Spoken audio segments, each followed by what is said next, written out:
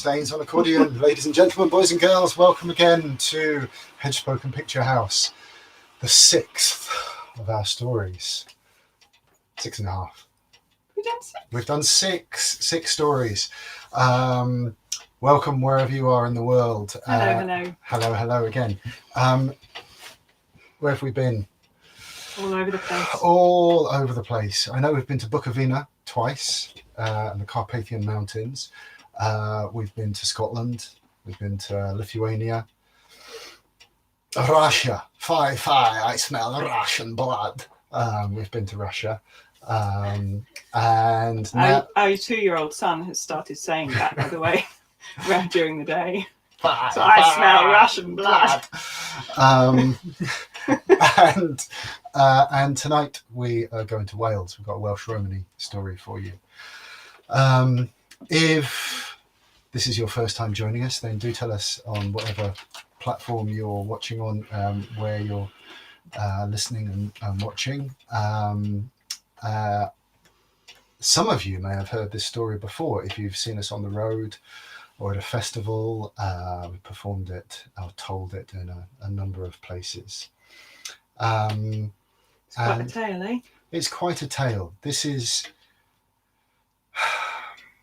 a big one, and the stories that we've told you so far, for all that they are incredible stories in their own way, this one has a quality about it which feels a bit different, and the presence of it is the arrival of something quite extraordinary and kind of momentous in the room. And I'm all a swirl before the telling of it. The snakes in my arms are restless. And yes, there's a couple of things to say about this story before we begin.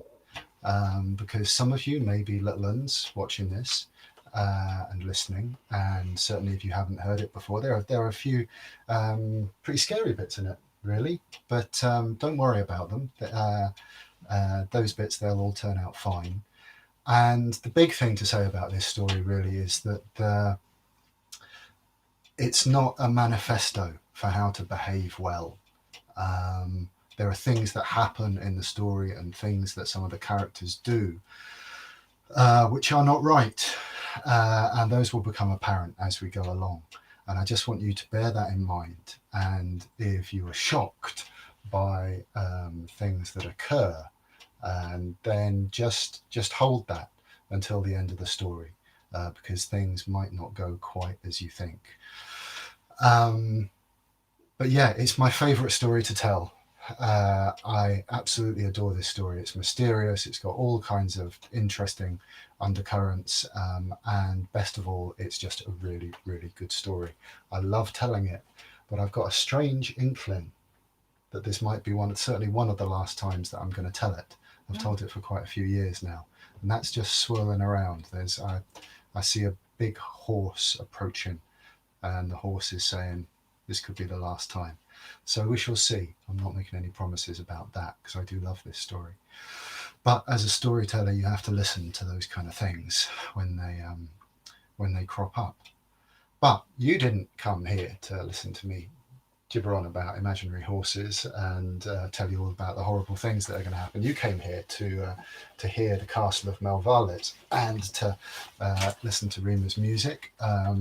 And so I think we should get on with it and tell the Castle of Melvales. I was just going to say, hang around after the end, because after the credits roll, we'll still be here, so you can ask us questions if there are any questions that arise about the story or about our telling or what we do, and it will be like a chat around a fire if we were all together in one place.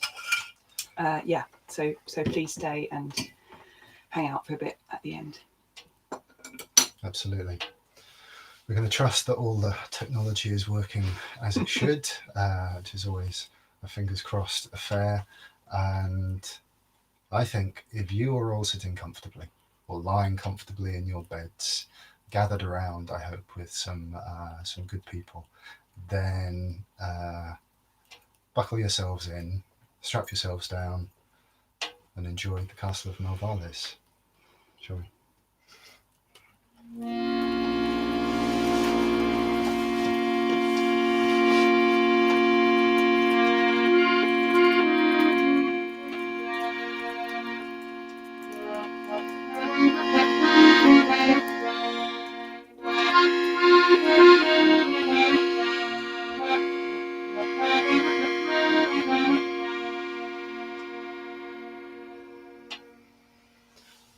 The King of England lies ill in his bed. He has a disease that no one can understand, and certainly no one can prescribe a cure for. For some time, he has just lain in bed, occasionally waking in a delirium, sweating, speaking words in languages that no one can understand, and then falling back to sleep, to have his dreams, the dreams that nobody knows.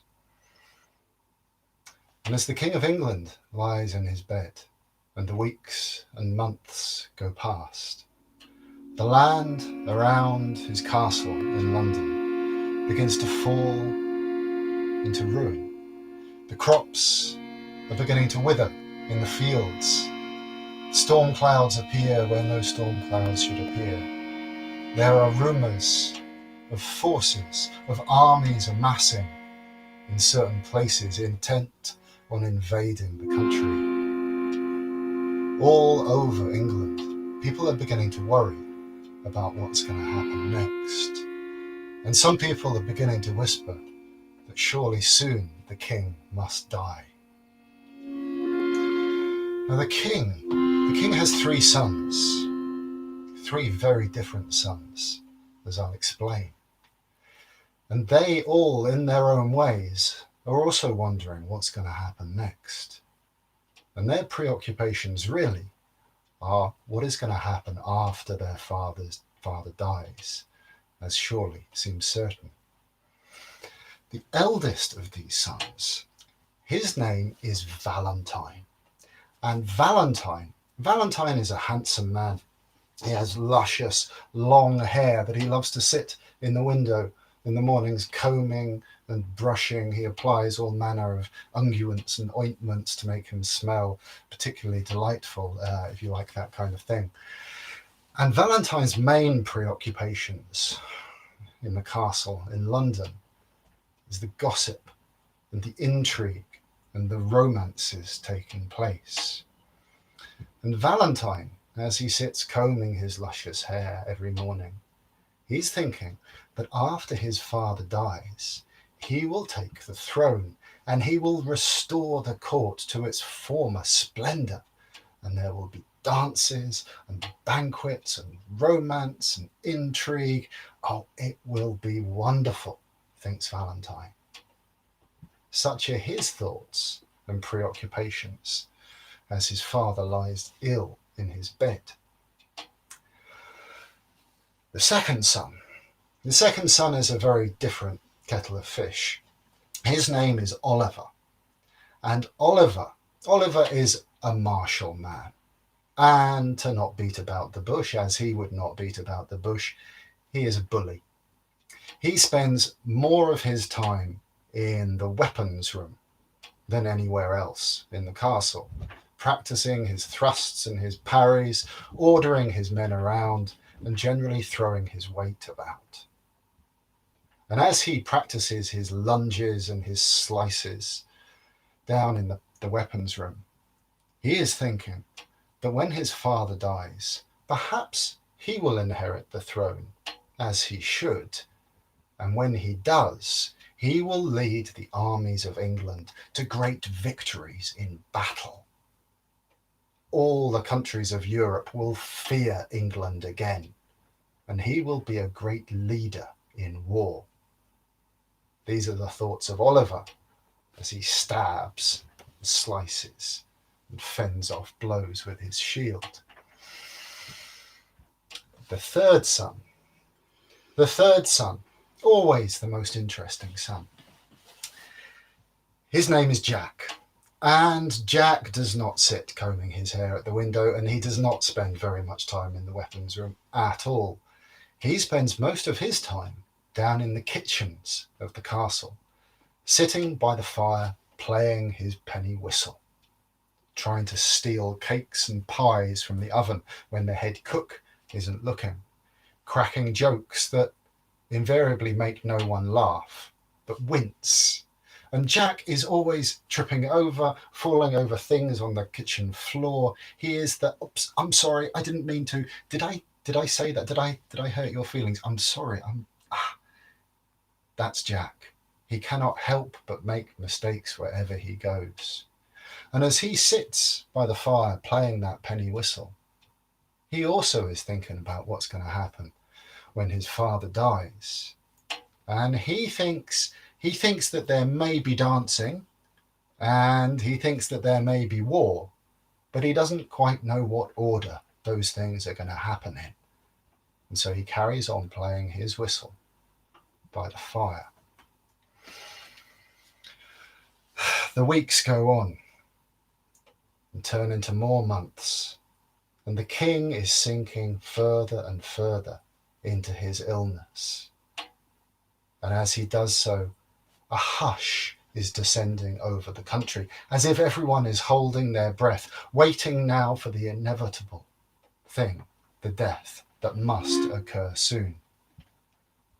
And it is into this hush, this silence, this pregnant pause, that one dark night, still as a grave, approaching the city gates, coming up the path, we see a short, stout little old woman carrying a basket under one arm with a cloth over it. And if we looked closely, we would see that she has nut brown skin, dark eyes with a glint of steel in them. With sure steps, she comes up to the city gates and knocks. And the guard at the gate, as guards must do, he pulls back the little hatch at the top of the gate and peers down at her. And he says, "What do you want? It's late. No one comes into the castle. We're sleeping." And the little old woman looks up at him and she says, "I have a message for the king. I must deliver it in person. Will you let me in?" And the guard looks down at her, and he doesn't like the look of her nut brown skin or her dark eyes, the width of her hips, and he says, "We don't want your sort in here. Move on. It's late." And the old woman says, "It is late indeed, but I will tell you this, young man. If I do not get my message to the king, he will certainly die. And when he dies, and everyone finds out that you did not let me in to give that message, I do not think things will go well for you." And so saying, she pulls back the cloth that's over her basket, and the guard looking down sees that it's full of fish. And as he looks at the fish, trying not to sniff, all the heads fall off all the fish. And he rubs his neck, and in a moment of clarity in his dim brain, he realizes it would probably be a very bad idea to not let this old woman into the castle. And so he opens up the gate and ushers her in, and she's ushered this way and she's ushered that way, up into the castle, and up indeed eventually to the king's bedchamber. And the old woman with the basket of fish, she sits by the king's bed, and she takes his hand in hers, puts it between her two little hands, and she sits for a while. And the king sleeps. But after some time, he stirs slightly, and there's a flicker of life on his eyelids. The old woman says, "King, I don't think much of you royalty, to be sure. My concerns are of the hedge and of the road. But I have to say, even if you have not been the best king, you have not been the worst king this country has ever had, and that is saying something. And so I am going to tell you now the secret for your health. The only thing that can cure your malaise, that can cure your disease, is to eat the 3 apples from the castle of Melvales. The 3 apples from the castle of Melvales, she says, and she sees the eyelids flicker, and she knows that her words have been heard. The king falls back into his slumber, and she sits holding his hand in hers for a while longer. And then when she feels it's time, with her basket, she slips out of that room, out of the castle, out of the gates of London, and out of our story. But the next morning, the whole of London is abuzz, because the news is that the king has woken. And he is sitting up in his bed, and he is called for his sons. And the 3 sons gather beside his bed, and he tells them the news about the apples of Melvales. And he instructs them to go out into the world and search for this castle of Melvales that no one has ever heard of, and bring back the 3 apples. The old woman has told him that he has a year and a day, and if he does not get the apples by then, he will die. And so it is that the 3 brothers saddle up their steeds and make their way out of London. Let us watch them go. There is Valentine in the front, finely dressed. He looks magnificent, it has to be said. He smells quite powerful as well. And he goes along on his beautiful grey mare, waving his handkerchief at the young ladies in the crowd, the huge crowd that has gathered to see off the brothers. He blows kisses to the crowd, and the young women swoon, and the old women at the back of the crowd roll their eyes. Next comes Oliver on his great chestnut charger, saluting his troops as he goes. The troops salute back, and under their breath whisper how relieved they are that he will be gone. The old men at the back of the crowd, they roll their eyes. And here comes Jack. Here comes Jack. His horse is not barely fit for riding. It's just skin and bones, to tell the truth. But there he is on the back of it, and he's munching a carrot, and he's blowing kisses to the old women and waving to the old men. He is off on a great adventure. It's incredibly exciting. Off the 3 of them go, and the crowds wave, and the gates of London close behind them, and the 3 brothers make their way off down the road that leads into the great forest that surrounds London at that time. Well, the 3 brothers travel together along that road for a while, until they come to a crossroads. There is a path going straight ahead, there is a path going right, and there is a path going left, off into the brambles. And Valentine, as the older brother, says, "Now, my brothers, I will take the right-hand path, and Oliver on his charger will go on the straight path, and Jack, you can take the left-hand path that leads off into the brambles, and we will meet back here in 1 year's time from today, and hopefully one of us will have found the apples that can save our father. And if Valentine or Oliver harbour some reservations about whether they really want to find those apples, they keep their own counsel and say nothing. And they wave to Jack as he makes his way off along that left-hand path that winds and twines through the brambles and the bushes. And he waves back, and off he goes. And we shall follow Jack Of course we shall follow Jack. We'll follow him along that winding path that goes through the thickets, pushing aside the bushes. And Jack is having the time of his life. It's a beautiful day. The birds are singing, the butterflies are tarrying here and there on the bushes. All manner of plants and flowers all around him. He has never had such a good time in his life. He can't believe he's never done this before. What an adventure. And he carries on his horse along that path for some time, sometimes looking out at the world and marveling at it, sometimes caught up in his own daydreams. And it's coming out of one of these daydreams. He looks around him and he sees that the ground and the forest around him has changed. No longer is it lush with flowers and plants. No birds are singing.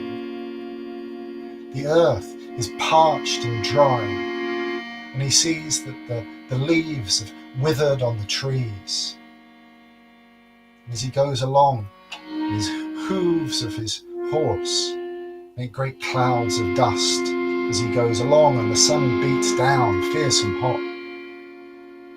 And he goes along in silence for a while, wondering what strange place this could be. And he turns a corner in the path, just a little bend in the road, and he looks along and he sees that by the path there is a little house. It's more of a shack, truth be told, just some planks of wood that have all been piled up together, really. But sitting outside this shack, on a rocking chair, there is an old man. And the old man sitting smoking a pipe, and as he sees Jack approach on his horse, he waves and he says, "Jack, Jack, how wonderful to see you. I've been waiting so long for you to come. You must come inside. Come and spend the night here. You must be tired. You've been traveling for a long while now. Come inside. Tell me all your stories." And as Jack approaches, he sees that there's something a little bit peculiar about this old man. His skin is kind of raw and looks terribly sore. And there are thick hairs that sprout out from the rash. He doesn't look particularly well. There's something uncanny about the old man. But the old man has invited him into his house. And if there's one thing that Jack does remember sometimes, it's his manners. And so he says, "I'd be delighted to spend the night here. Thank you very much, that's very kind." And so he ties up his horse and he goes inside this little shack. The old man pulls out a chair for him by the fire and says, "Come on, sit, Jack. Tell me everything that's happened to you. I'm dying to know." And Jack takes him at his word, and he tells him pretty much the story of his whole life, all the things that have happened to him, all the things that he's never really told anyone else, to be honest. And the two of them sit and they drink brandy long into the evening. And at the end of the evening, into the silence, the old man says, "Well, Jack, I've loved your stories. You're a fantastic storyteller. I've not had such entertainment for a very long time, but I must be away to my bed now. And I've got a bed for you upstairs, and it's a nice bed, nice bedroom. But I have to tell you something, Jack. At some point in the night, you're going to be visited by thousands of insects, Jack. And I have to tell you that when you're lying in your bed and the insects are all over you, if you tremble and shake, Jack, then I'm afraid that you're going to turn into one of the insects, and I won't be seeing you down here for breakfast in the morning, which would be a terrible shame. But I'm sure you'll be fine. Now, I'm off to my bed. You sleep well, son." And off he goes. And Jack makes his way up to the room. And it's a lovely little room, lovely little bed. And he gets into the bed. And of course he pulls the bedclothes as tight as he possibly can around him. And he lies there, not sleeping a wink, as you can imagine. And he waits, and he waits, and he waits. And sure enough, at some terrible hour of the morning, he hears them. the scuttling of little insect legs on the floor.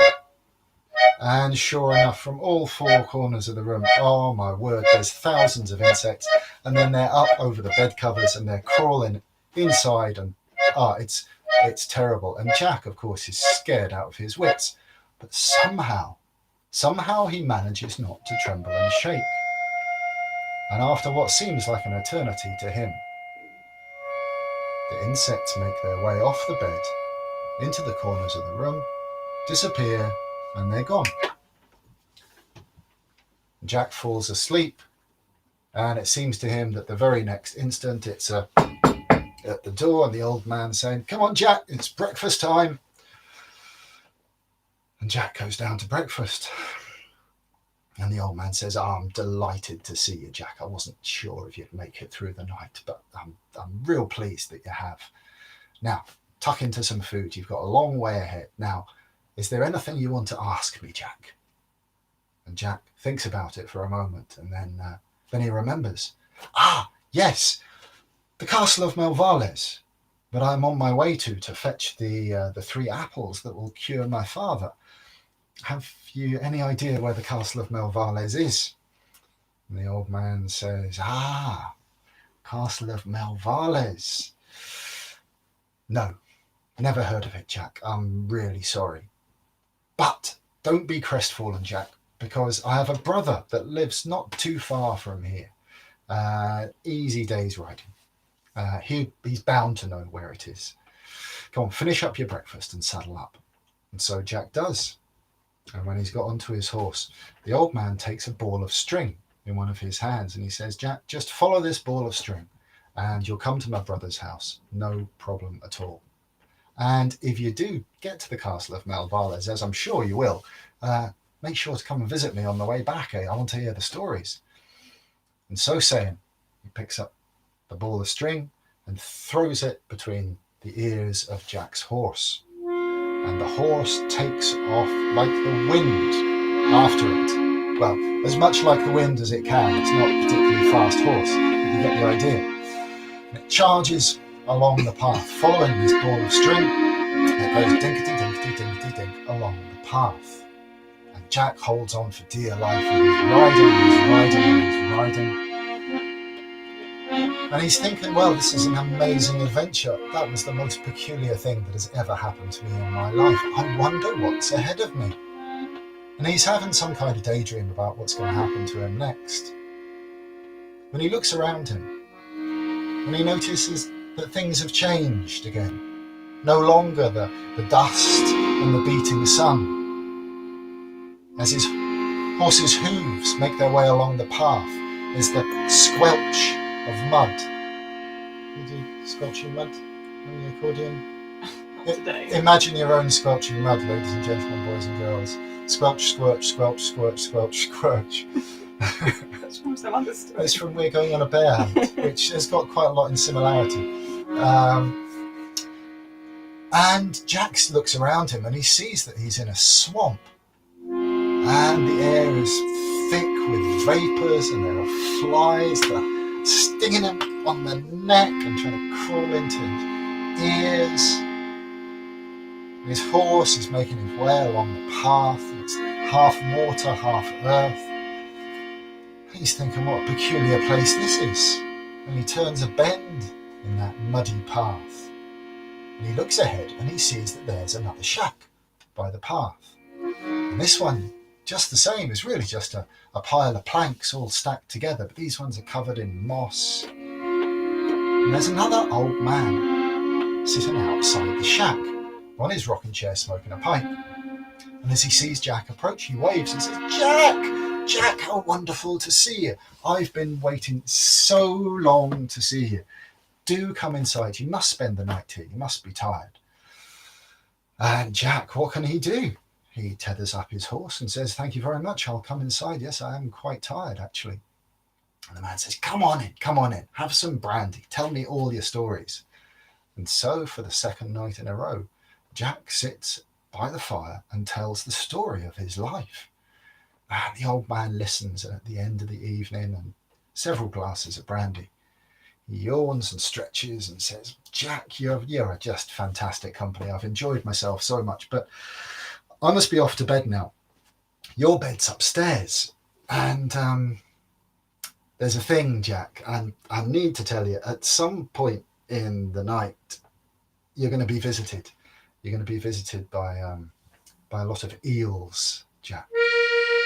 And unpleasant as it is, I have to tell you that if you tremble and shake in the night with all the eels, you'll become an eel as well, and I won't be seeing you in the morning for your breakfast, which I'll be absolutely gutted about. Anyway, I'm off to bed. You have sweet dreams, and I'll see you in the morning. Night, night. And off he goes. Jack makes his way up to his room. It's a lovely little room. He climbs into the bed and tucks the bedclothes even tighter around him than he did the night before. And he tries to sleep, and of course he doesn't get a wink of sleep, waiting until that fateful moment when he hears the slithering of eels approaching from all four corners of the room. And they slither across the floorboards, up the legs of the bed, and before he knows it, they're under the covers and pushing and probing in all sorts of places where you really don't want eels to be doing that kind of thing. And he's absolutely scared out of his wits and deeply disturbed by this experience. But he manages somehow not to tremble and shake. And after a while, sure enough, the eels go back down the legs, back to the corners of the room, and they're gone. Jack falls to sleep, and it seems like just an instant before there's a... It's time for breakfast, Jack. Come on down. Jack blearily makes his way down to the breakfast table, and the old man says, Jack, well done. I'm absolutely, completely over the moon that you've made it through the night. I wasn't quite sure that you would, but you've done us proud, lad. And now, is there anything you want to ask me? And Jack thinks for a minute, scratches his ear and says, yes, there's this thing, the apples, the castle of Melvales that I'm going to. Do you happen to know where it is? And the old man looks about him and says, Castle of Melvales. Castle of Melvales? No, never heard of it, Jack. I'm terribly sorry. That must be a disappointment to you. But do not be too downhearted, Jack, because a little way along the road, there's the house of my third brother, and he's incredibly wise and knows pretty much everything there is to know. I'm certain that he'll know where the castle of Melvales is. So saddle up and be on your way, son. And so Jack does. He gets onto his horse, and the second old man takes a ball of string, takes it up, throws it between the horse's ears, and off Jack goes, following the ball of string down the splishy, sploshy, squelchy, squirchy path that leads through the swamp. And off he goes. The old man waves him goodbye. Don't forget to come back, Jack. Tell me all your stories. Jack waves and he's gone. And he's thinking to himself, this is just the most amazing adventure. Wait until I get back and tell this story. No one is going to believe that these things have happened to me, but that they have. I know it. And he's having a bit of a daydream and a wondering, to be honest, about what he's going to encounter at the third man's house, because he is a fool, but he's not a total idiot. And so he's having this daydream, and when he comes back to the world around him, he sees that things have changed again. No more the squelchy, squirchy, slippy, sloppy mud his horse's hooves are going along, but dry earth. The sun has disappeared from the sky, and it's night. There are no stars, no moon. And as he looks about him, he sees that all the trees are totally black leaves hanging from the trees, and a silence so empty and so thick at the same time that it raises the hairs on the back of his neck. It seems that his horse's hooves echo along the path as he goes. He turns a bend in the path, and sure enough, there is a third shack. And this one, again, is really just a pile of planks of black wood. And sitting outside on a rocking chair is another old man. And if the two fellas before had been somewhat peculiar and rather ugly, to be honest, this one was even more peculiar and even more ugly. His chin and his face were just a bit too long for comfort, and his teeth stuck out at peculiar angles. And when Jack looked at the old fellow's hands, he saw that they were more like hooves than hands. But somehow he was managing to smoke his pipe, and he raises one of his hoofy hands and says, Jack, how wonderful to see you. I've been waiting. You wouldn't believe me if I told you how long I've been waiting for you to come here. You must come in, spend the night here, tell me all your stories. Come on in, Jack. And what can Jack do? He tethers up his horse and goes in to this shack of black wood.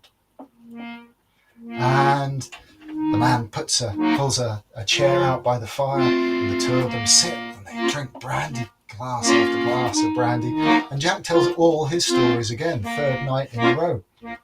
And after the stories are done, the old man stretches and says, Jack, you're just such lovely company. I've really enjoyed myself. Thank you so much.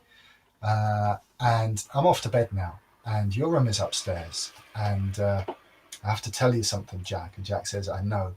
And he's waiting for it, wondering. And the old man looks at him and says, yes. You see, at some point in the night, Jack, you're going to be visited by thousands of skeletal horses, Jack. And I'm afraid that if you tremble and shake when they're in your room, you'll become a restless soul that's pursued by them across the wastes for all eternity, Jack. I'm terribly sorry. But I'm sure you'll be fine. Anyway, I'm off to bed. Your room's upstairs. Have a good night's sleep, and I'll see you in the morning. Nighty night. And Jack thinks to himself, that escalated quickly. And he makes his way nervously upstairs to his bedroom. And it's another lovely little bedroom. And he gets into the bed and tucks the bedclothes for all he's worth under his legs, around him, over his chin, and tries to get to sleep. And of course he doesn't sleep a single wink. Waiting. And yes, at that fateful hour of the night, he hears them. The clatter, clatter, clatter of hooves on the floorboards. And he doesn't want to look, but he makes himself. And he sees, charging around his bed, is a host of skeleton horses. And of course, he is beside himself with absolute terror. But somehow, he manages not to tremble and shake. And eventually, the horses disappear into the corners of the room and are gone. And Jack falls asleep, and just a moment later, there's the knock on his door. It's the old man saying, Jack, it's time for your breakfast, come on down. And Jack, bleary and tired as can be, makes his way down the stairs and sits at the breakfast table, and the old man puts his hand on Jack's shoulder and says, Jack, I'm proud of you. I really, really didn't think you'd make it. You've done really well, Jack. I'm delighted to see you this morning. Now, tell me, Jack, is there anything you want to ask me? Jack thinks to himself, can barely think a straight thought at this point. And he remembers, yes, I'm on this quest, yes, to find the apples from the orchard in the castle of Melvales. Do you happen to know where the castle of Melvales is? Please say you do. And the old man looks at him. Says, the castle of Melvales, Jack. The castle of Melvales. Well, it just so happens, Jack, that I do know. And he tells Jack exactly the way to get to the castle of Melvales. He says to him, it's easy. All you have to do is follow this ball of string that I'm going to throw. But before you leave, Jack, I need to tell you a few things about the castle of Melvales. It is a castle of miracles, yes, but it's a castle of illusion and dream and confusion, Jack. It's a treacherous place. And I need to tell you that if you arrive at the wrong time, it will mean certain death, Jack. But there's 1 hour of the day when everyone in the castle is asleep. That's when you must arrive, Jack. 1 o'clock in the afternoon, they all have a siesta, Jack. And you'll arrive on the shore of a lake. It's a lake of black water. You must not touch the water. It'll kill you instantly. It's black water, Jack. Don't touch it. You must stand on the edge of the lake. Tether your horse to the old oak tree you'll find there. Stand on the shore and speak these words loud and clear for everyone to hear, though there's no soul there, really. You must say, "In the name of Griffin of the Green Wood, who will carry me across these waters?" Have you got it, Jack? And it's you listening there, out there in the world. It's worth remembering these words as well, because you never know when you might need them. In the name of Griffin of the Green Wood, who will carry me across these waters? That is the question. Swans will appear, Jack. They'll carry you across. Make your way into the castle. And you must go straight on, and then you must go left, and then you must go right, and then you must go down, and then you must go over the bridge. And at the end of that corridor, you'll find a door, Jack, a wooden door that will lead you into the orchard, straight ahead. Go in there, get the apples, come straight out, Jack. Do not tarry, do not wait in the castle of Melvales, and do not be distracted. Should you encounter anyone, Jack, you looking at me, Jack? Yes, you are. Good. Do not waste any time with any person that you find in the castle of Melvales. Do you understand, Jack? Jack says, yes, I've got it absolutely. All left, right, down, and then over the bridge, and then into the orchard. And don't mess around. Don't waste any time. You'll have 1 hour in the castle of Melvales, Jack. Once you've got the apples, come out, say the words again. The swans will carry you across. Get onto your horse and then ride like the wind, Jack. Do you understand? Yes, says Jack. Good, says the old man. We'll come back here. Then you can tell me all about it when you get back. And they go outside. Jack gets onto his horse, his heart trembling a little in his chest, partly from anticipation, partly from lack of sleep for the last 3 nights, to be honest. And the old man takes a ball of string, pats Jack on the back and says, good luck, Jack. I'll see you soon. And he throws the ball of string and the horse takes off. And Jack holds on and he rides and he rides and he rides.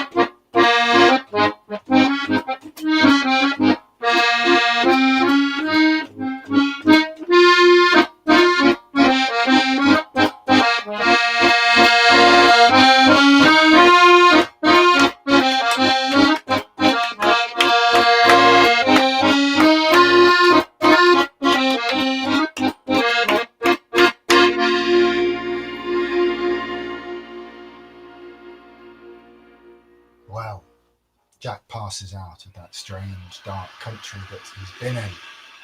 And by, sure enough, he comes to the shores of a lake. It's a lake nothing like he's ever seen in his life. It is full of the blackest water. And in the middle of the lake is an island. And on the island, there is a castle, white marble it is. And silver and gold flags flutter in the breeze. And he thinks to himself, this is the most beautiful thing I have ever seen in my life. And he stands there, lost in a dream for a while, and then tethers his horse to the old oak tree, just like the third old man had told him. And he checks his pocket watch, sees that the time is approaching, and he stands on the shore, clears his throat, and calls out. And call out with me if you like. He calls out, in the name of Griffin of the Green Wood, who will carry me across these waters? and in an instant 3 of the largest, whitest swans you could ever imagine appear at the shore. And so Jack, resting one hand on one swan, one hand on another, and his body on the 3rd swan,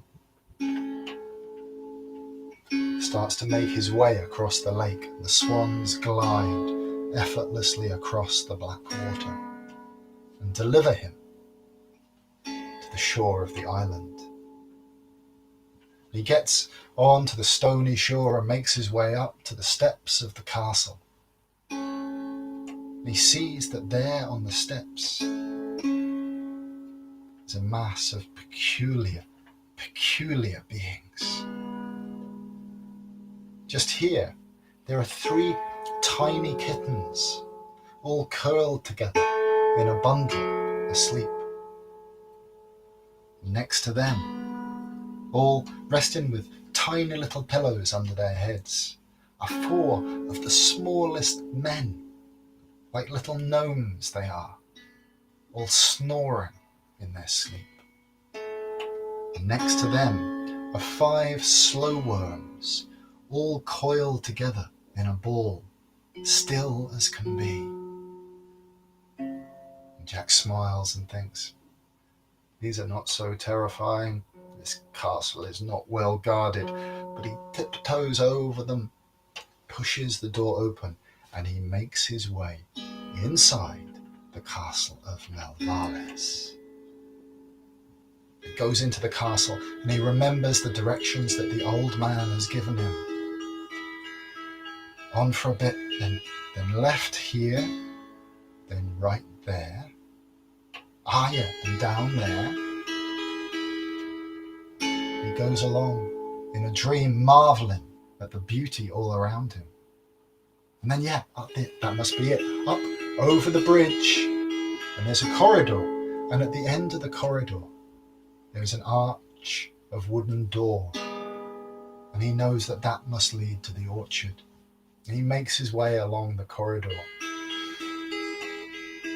and he's got his hand on the door handle of the door that must be to the orchard, when he happens to look to his left, because there's a door just there, just before the door to the orchard, that is standing ever so slightly ajar.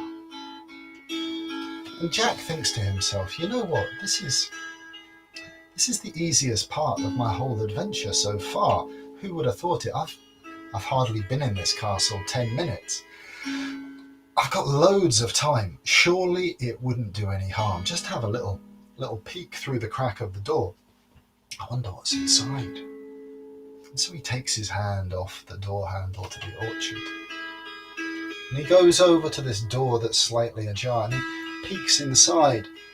And he sees, glory be, he sees a room hung with the finest red and gold tapestries. And he thinks this is a royal chamber, fit for a king or a queen.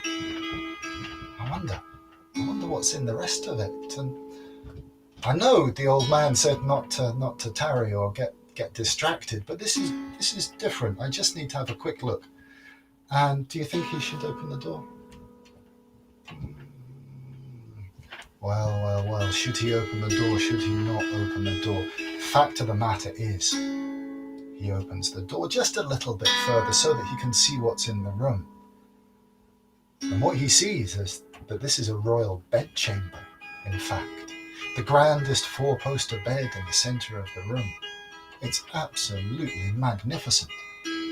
And pushing the door just open a fraction more open, he sees that there's someone asleep in the bed. And well, that's it. His curiosity is too much at this point, and he steps into the room, tiptoes closer to the bed, and he sees that sleeping in the bed is a princess. Not just any princess, but a beautiful princess. And as he looks at her, he feels his heart beating in his chest. And he looks down and he sees that the bedclothes have fallen so that one foot is exposed. and he gazes at this foot, transfixed. It is by far the most beautiful foot that Jack has ever seen in his life. And around the ankle is a bracelet of charms.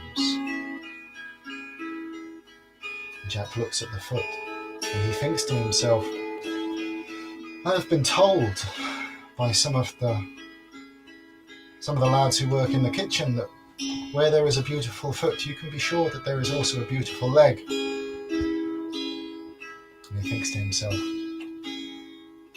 I know what I'll do. I'll just have a little look. And he pulls back the bedclothes slightly more, and he sees that yes, indeed, there is a most beautiful leg attached to that beautiful foot.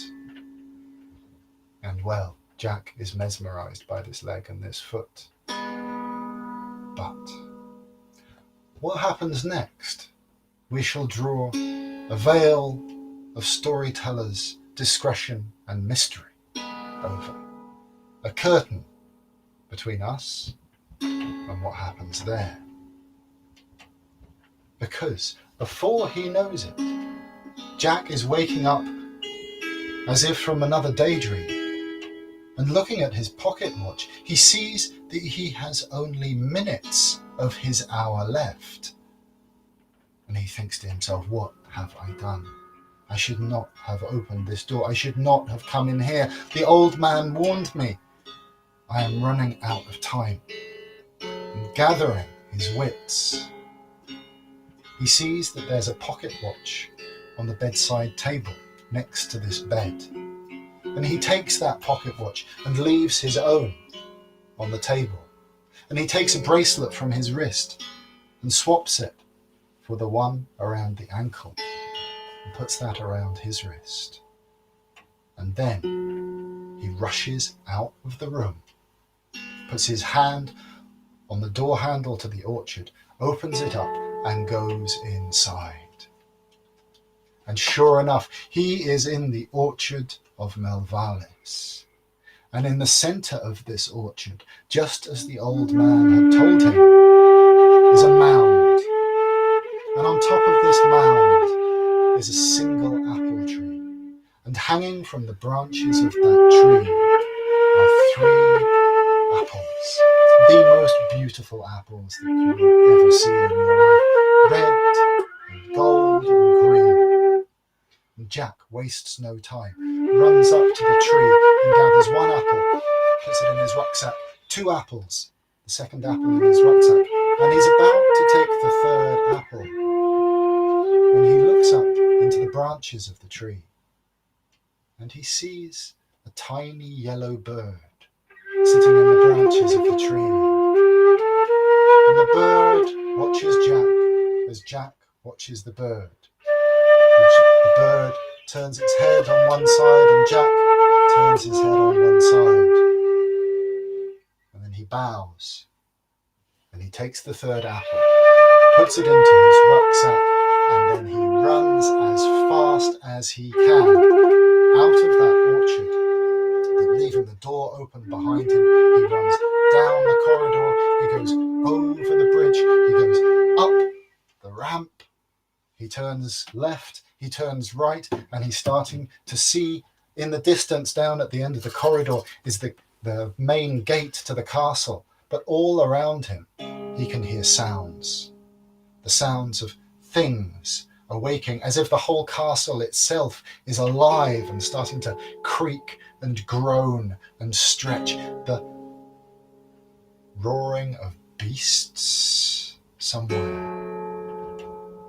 Jack's heart is beating fast in his chest as he makes his way and tumbles out of the main gate of the castle and down the steps. Standing on the rock, he looks behind him for a moment and he sees that there on the doorstep, the 3 little kittens are beginning to stretch and splay their claws, and as they do so, they are beginning to grow, and one of them opens its mouth as it grows and lets out a tremendous roar. Next to them, the 4 tiny, sweet little gnomes also are beginning to wake and stretch and grow, and as they grow, they are growing and growing and growing, becoming less sweet and more hideous. And as they awake, they see Jack, and they too roar. The 5 slow worms uncoil themselves from their ball and begin to stretch and thicken and grow, and as they do so, they sprout wings, and from their mouths come flickers of flame. Jack knows the time has come, throws himself down to the shore of the lake, stands there, shouts the words that you will remember now. In the name of Griffin of the Greenwood, who will carry me across these waters? And the swans appear, and Jack hurls himself from the shore and lands on the swans, and they carry him across those dark waters, and he is pursued by 5 dragons breathing fire. And they say that Jack's hair turned white from the ferocity of that flame. But somehow the swans carry him to safety, and the dragons will come no closer, and they return to the castle of Melvales. Jack stands on the shore, trembling and shaking. And when he's caught his breath, he gets back onto his horse, checks his rucksack, and begins to ride, exhausted, back along the path towards the dark forest and the 3rd old man.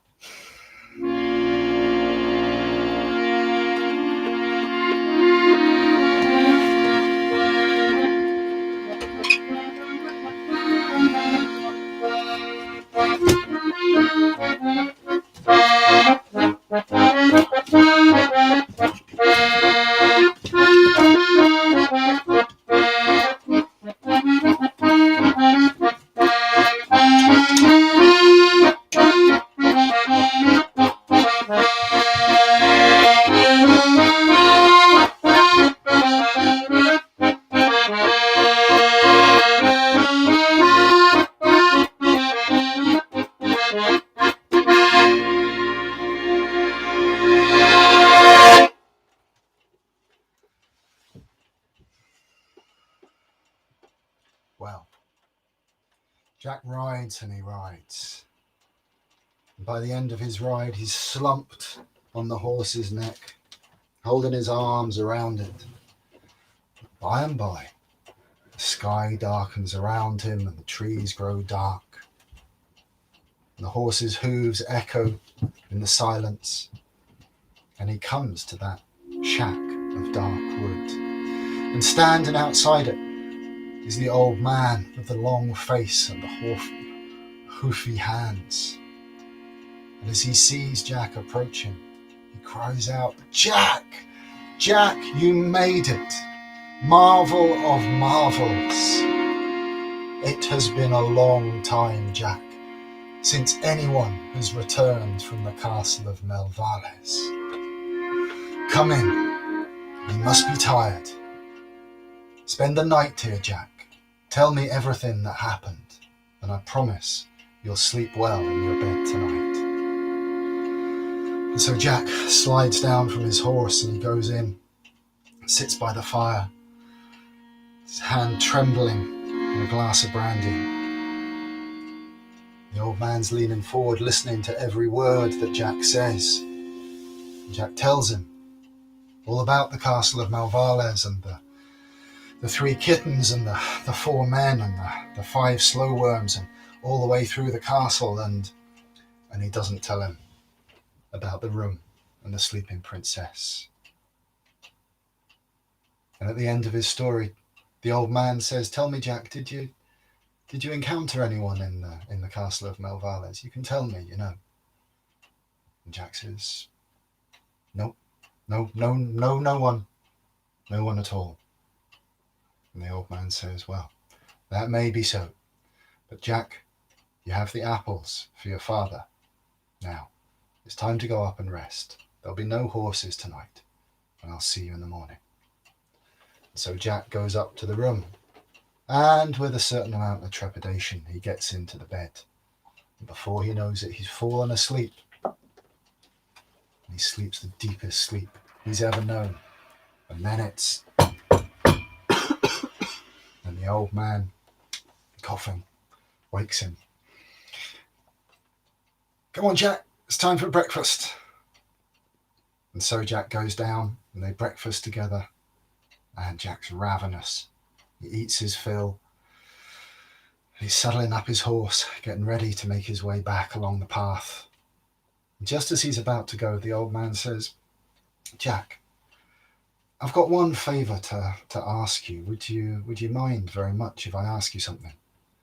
And Jack says, no, of course not. After all you've done for me, it would be my pleasure, it'd be my honour. And the old man says, well, then come for a walk with me into the woods, and I'll tell you what I need you to do. And so the two of them set off on a little path that winds through the woods.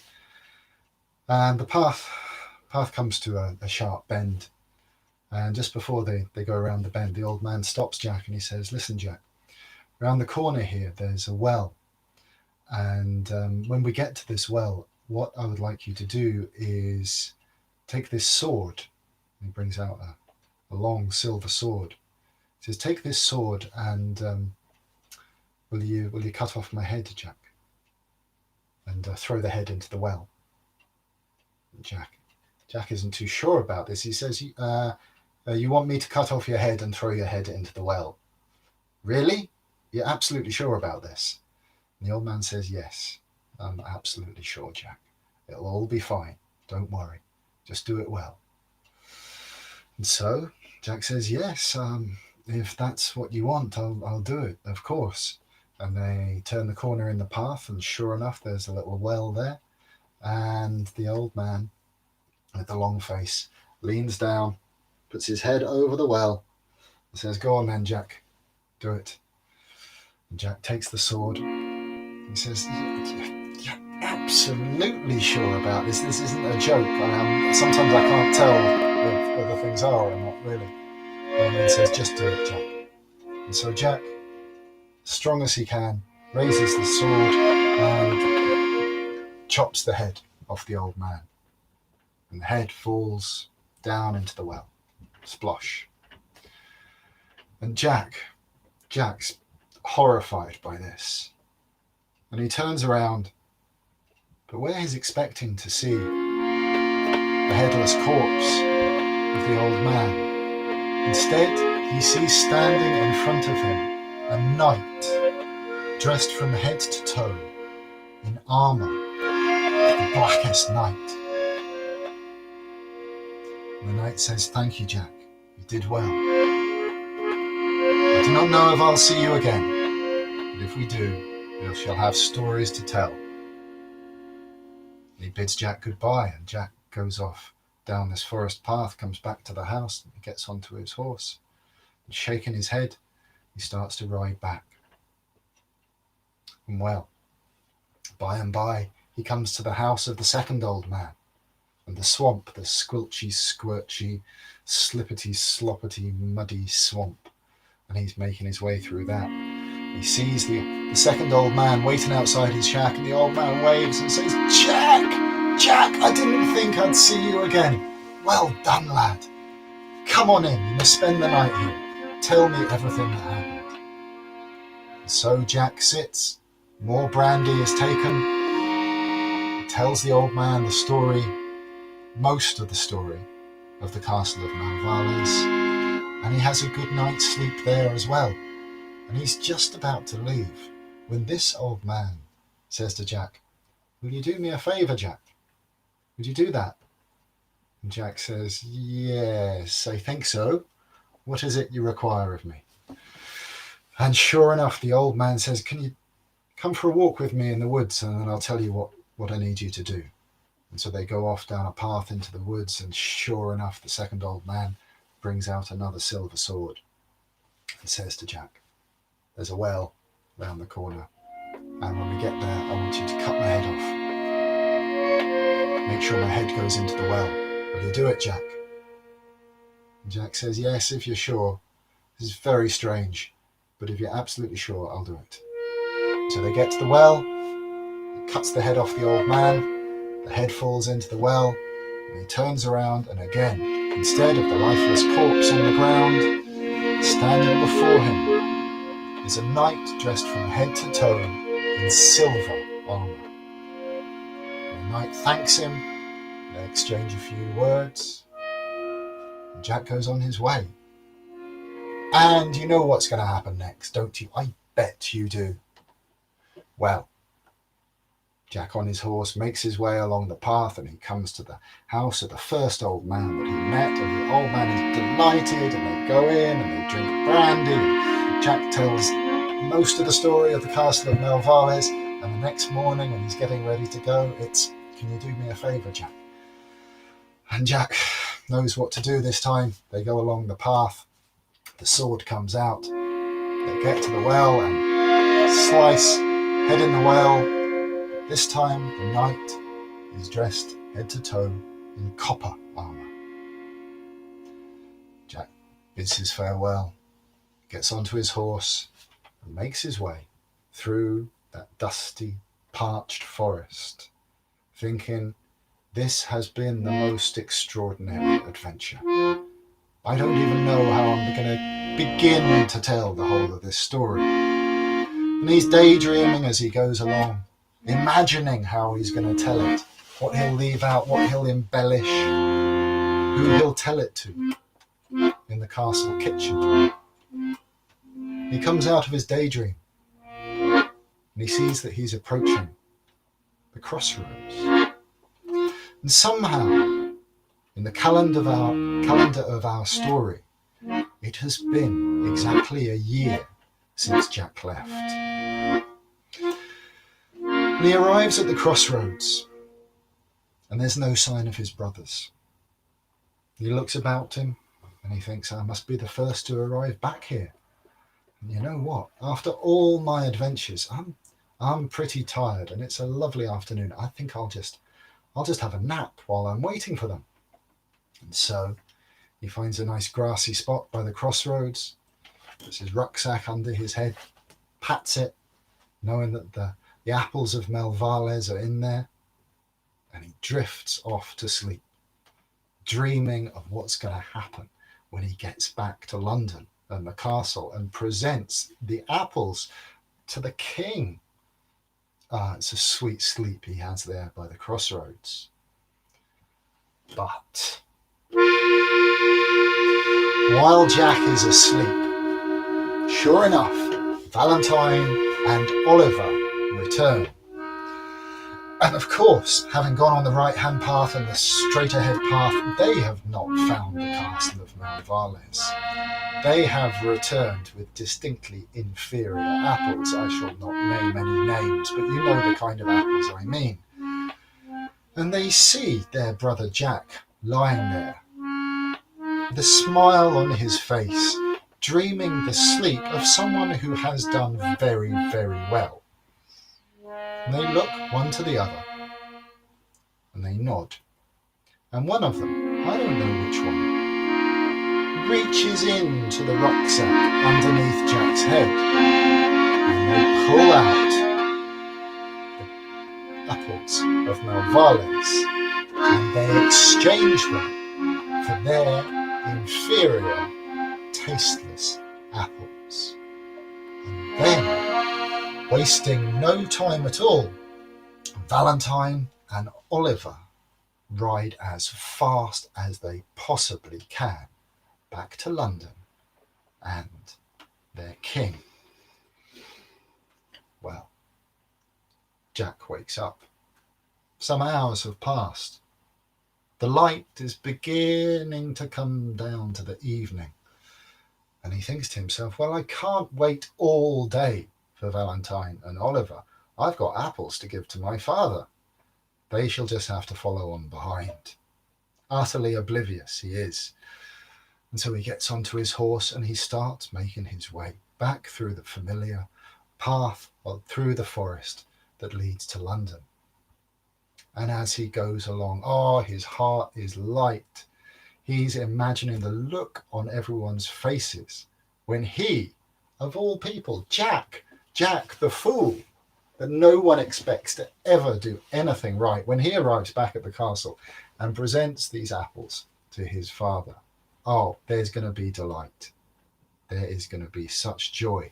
But the thing that is uppermost in Jack's mind and greatest in his heart is imagining the look on his father's face.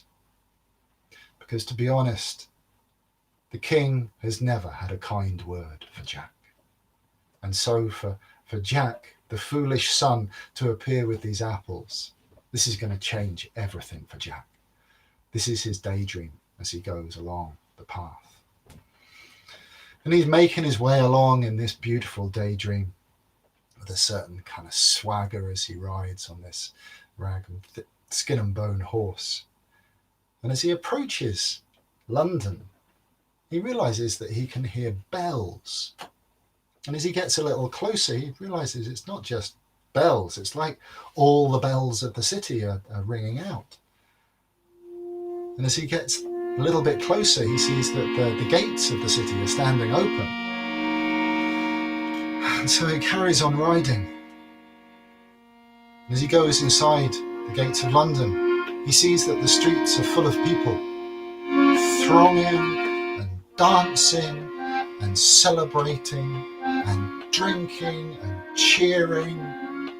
And the cheer on everyone's lips is the king is well. The king is well. The king lives. Long live Valentine and Oliver. Bless Valentine and Oliver, the bringers of the apples. The king is alive. And as Jack makes his way into the city, gets off his horse to make his way through the crowd, and people are trying to link arms with him and involve him in their dances. And they're saying, Jack, your brothers came, they brought the apples. Isn't that wonderful? And Jack's confused. He doesn't understand what's happened here. And somewhere there's a great falling inside his heart, but he doesn't yet connect it with what's happened. And he makes his way through the streets of London and up to the castle. And he goes into the castle, his heart becoming heavier and heavier as he walks. And he makes his way to the throne room, and he sees sitting there on his throne, radiant with health, his father, the king. And the king sees Jack approaching. And his eyes behold him. He says, Jack, you're late. Your brothers have been. They brought me apples. Where have you been? Engaged in foolishness, no doubt, as usual.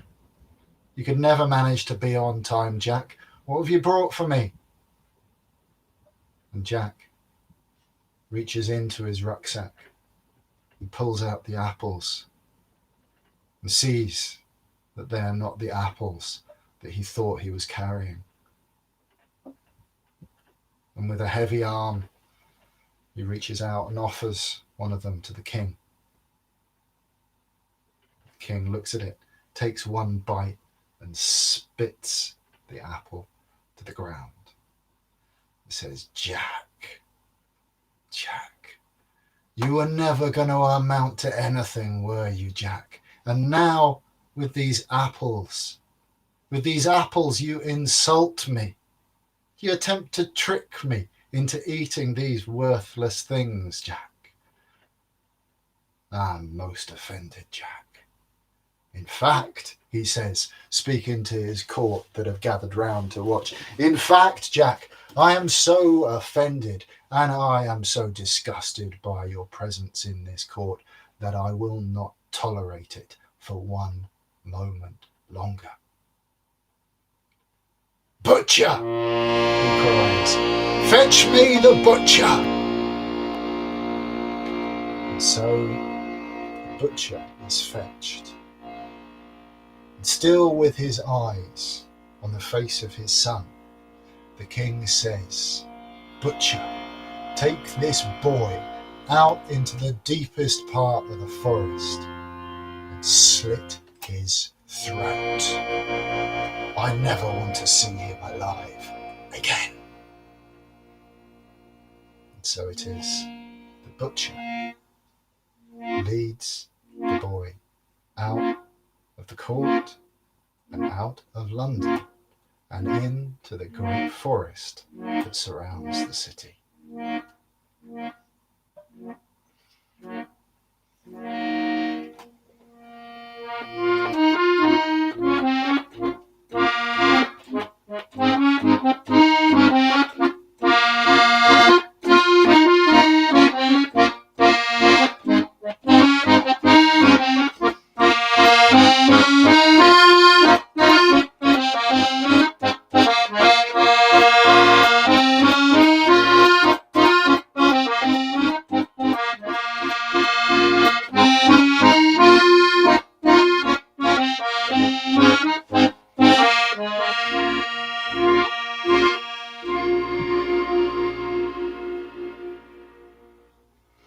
How fortunes can change from one moment to the next. Jack, dismayed and heartbroken, is led off into the woods in silence by the butcher of the king's court, his leather apron covered in dried blood. Now, the forest that they are led into, that the butcher is leading Jack into, is called Epping Forest. And at that time it was huge and surrounded that part of London. And when they've come to the deepest, darkest part of that wood, the butcher turns to Jack and says, This is the place, Jack. This is where I have to do it. I have no grudge against you, Jack, but your father has commanded it. I must do it. Bare your neck and give me all your jewellery, Jack, so that I can take it back to your father to show him that I've done the deed. And so Jack takes off all his royal rings. And the butcher says, the bracelet on your wrist, must take that, Jack. Oh, and your pocket watch, Jack, must take that as well. And Jack says, let me keep the pocket watch, please. Just this one thing, you have all the rest. And the butcher says, why not? I'll leave you the pocket watch. Maybe it will help you be more punctual in the afterlife. Neither of them laugh. And Jack bares his neck and leans down and says, then do it. And the butcher takes out his sharpest knife. He holds it against the neck of Jack. And he goes to slice his throat. And it seems to him that just as he's about to do this, it seems to him that the blade speaks to him and says, you're a butcher, not a murderer. You cannot kill this boy. He shakes his head, looks about him, holds up the blade again, puts it to Jack's neck, and tries a second time. And again it seems the blade says to him, you're a butcher, not a murderer. You cannot kill this young man. The butcher shakes his head, tries a third time, and the blade, it seems to speak to him again. It says, you are a butcher, not a murderer. Do not commit this foul deed. The butcher holds up the knife, puts it back into his belt, and says, listen, Jack, I can't do this. I just can't do it. But I'm going to leave you here in the woods, and you must promise me never to return to London, because if you show your face inside London, it will be my head on the block next to yours. I know your father. Do you promise me, Jack? And Jack says, yes, I will not return to London. I promise it. And so the butcher turns and walks away, back through the paths that lead out of the forest and back to London. And when he arrives back in the king's court, he shows the jewels and nods to the king, and the king smiles. But in the forest, Jack is all alone. The deepest, darkest part of Epping Forest. Beautiful in the daylight. But as the dark and night descends, Jack begins to shiver and tremble and shake. He hears all manner of sounds around him in the woods, and he begins to become terribly, terribly afraid. He imagines all sorts of beasts, some of whom he knows are in those woods. He's never felt more alone in his life.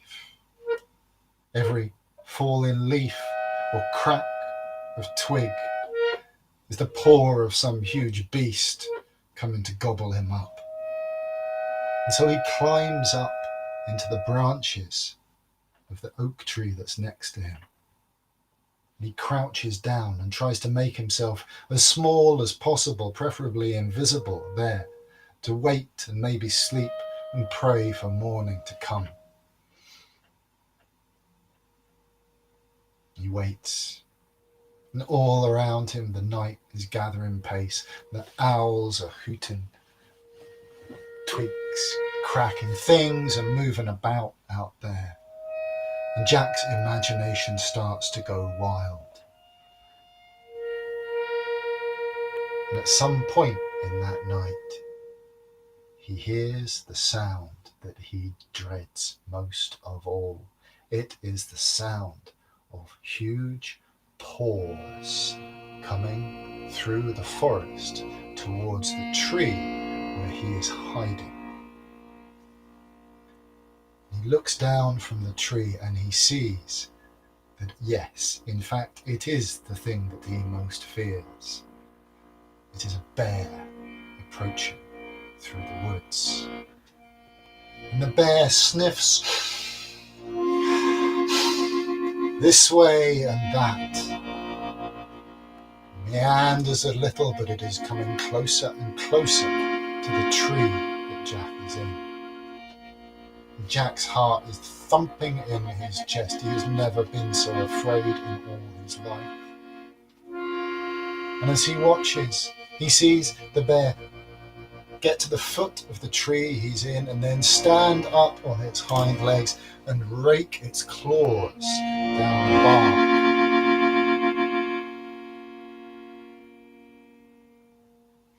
Jack looks down and he thinks, this is it. This is it. And he says, don't eat me.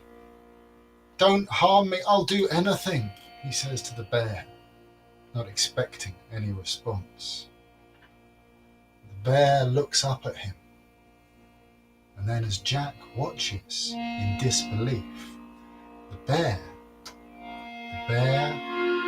begins to unbutton its fur.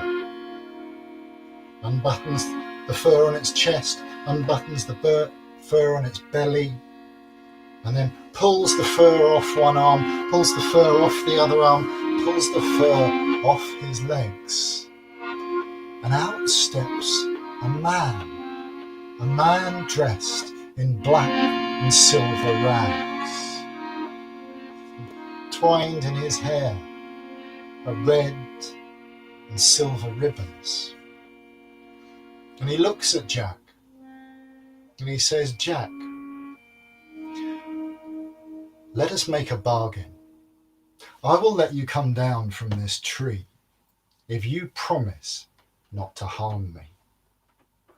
And Jack laughs. He says, me harm you? I think that you have me at something of a disadvantage here, sir.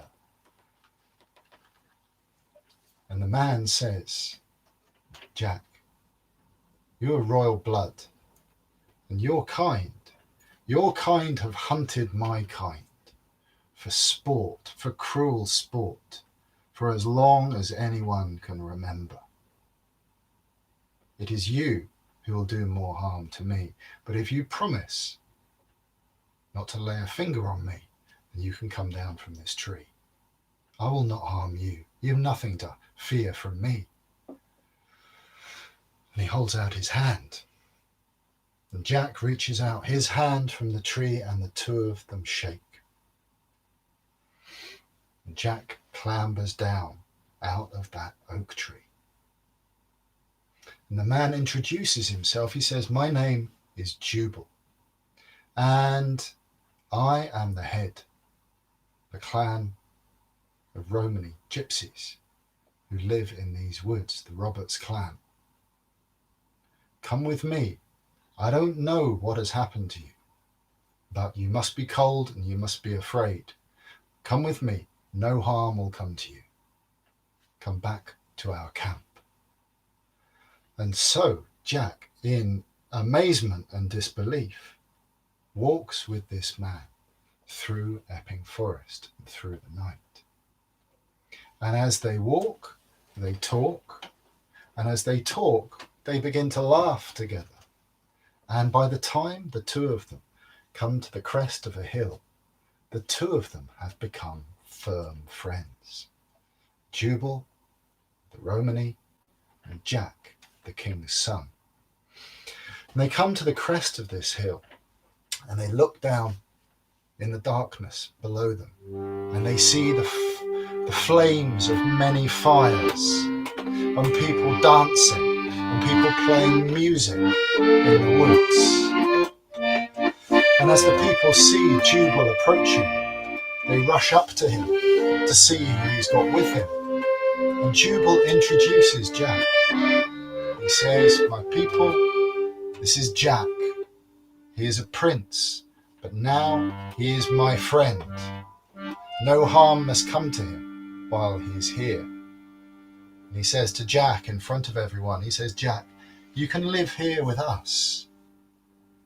You can eat, you can drink, you can play music. You should learn to play the harp, in fact, I think.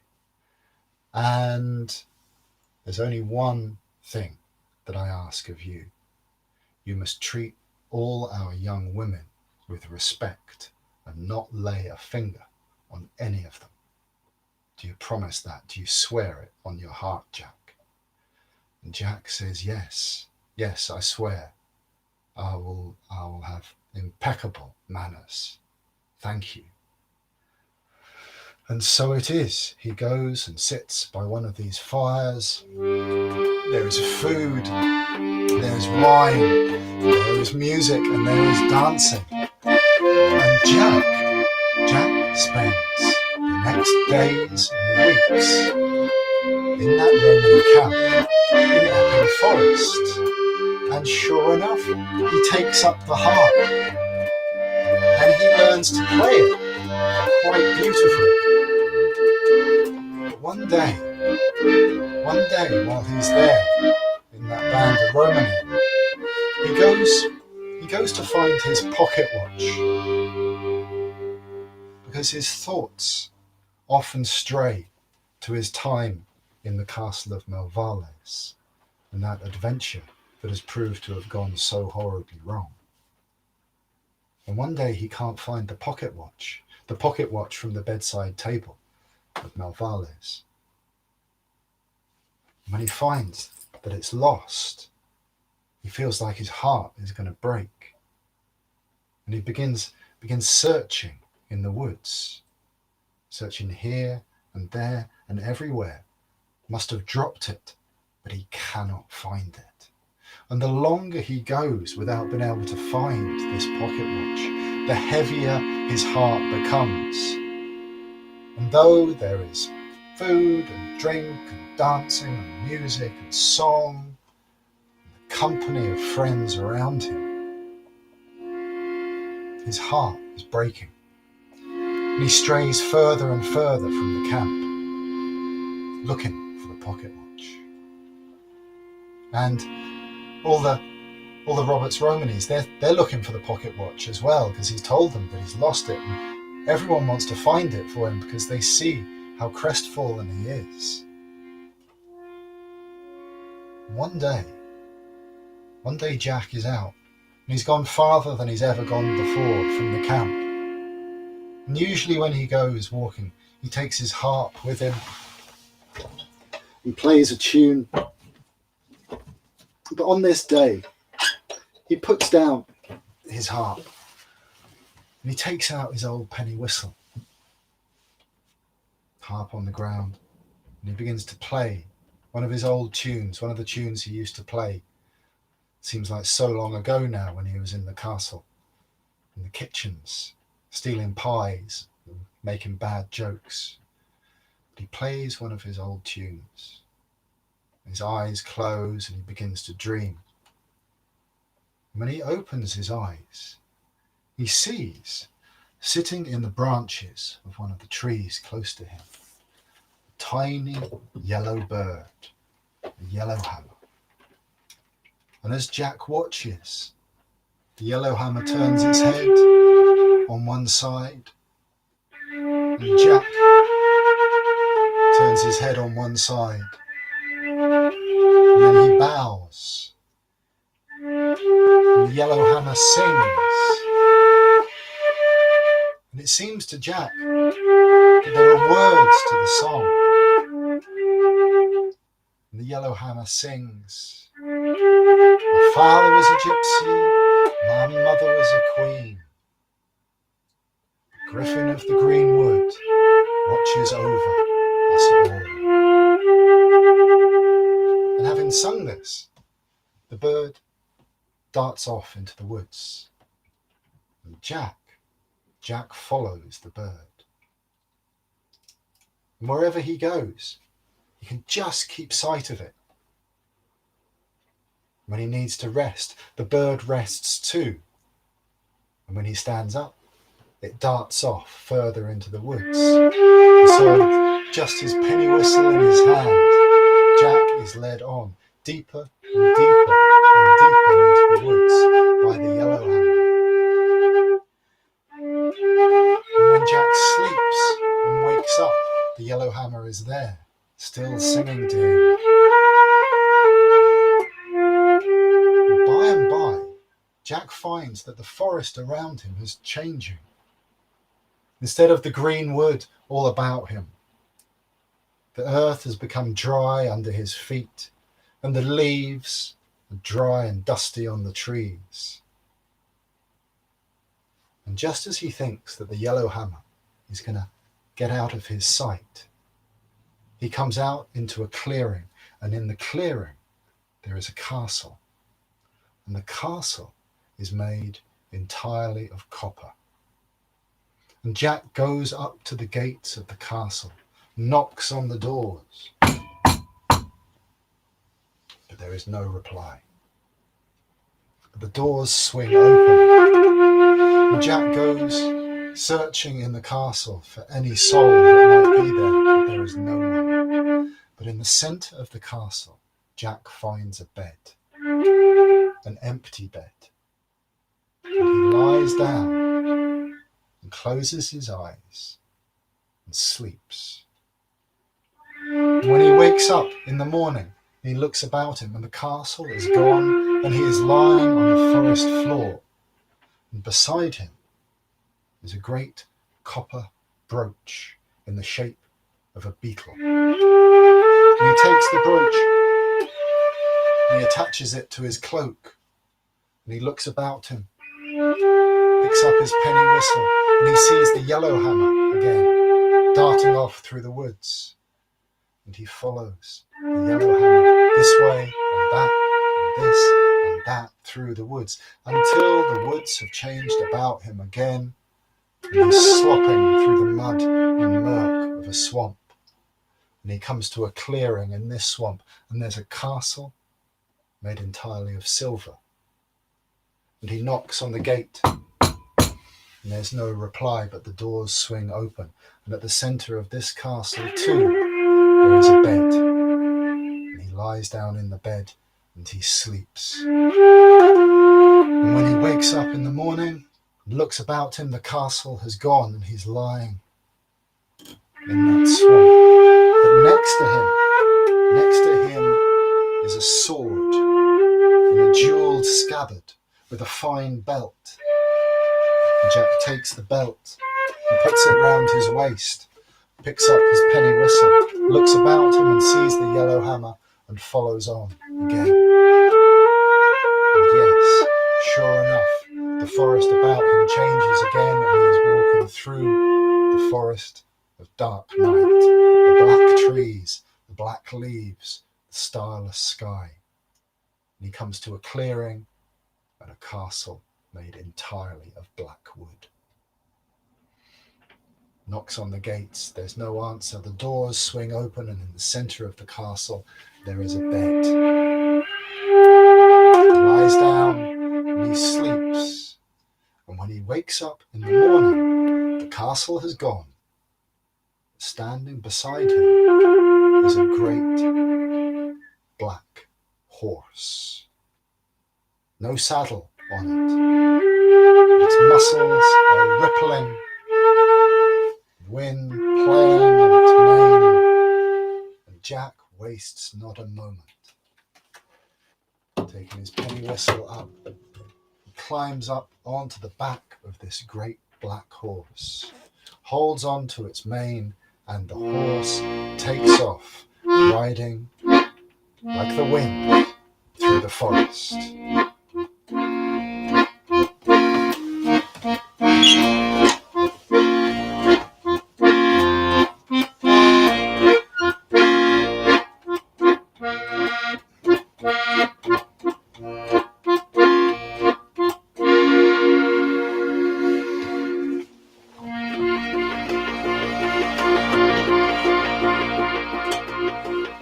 Well, Jack rides through that black forest until that fades and he finds himself in the familiar greenwood of Epping Forest.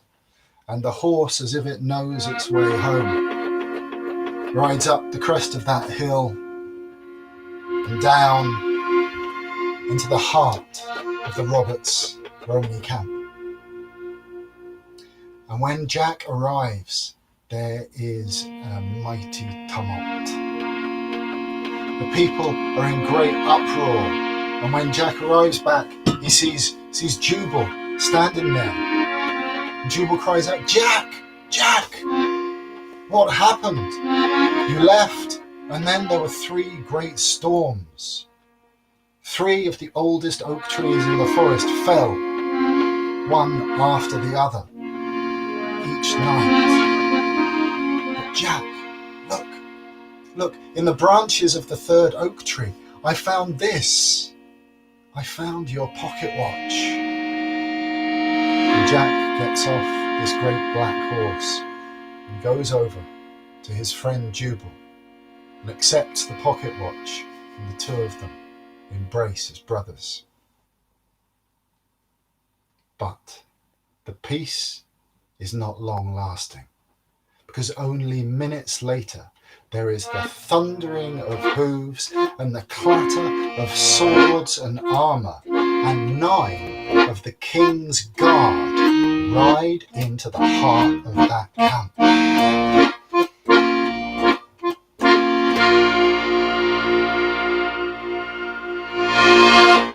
Now, why are 9 of the king's guard in the heart of that camp?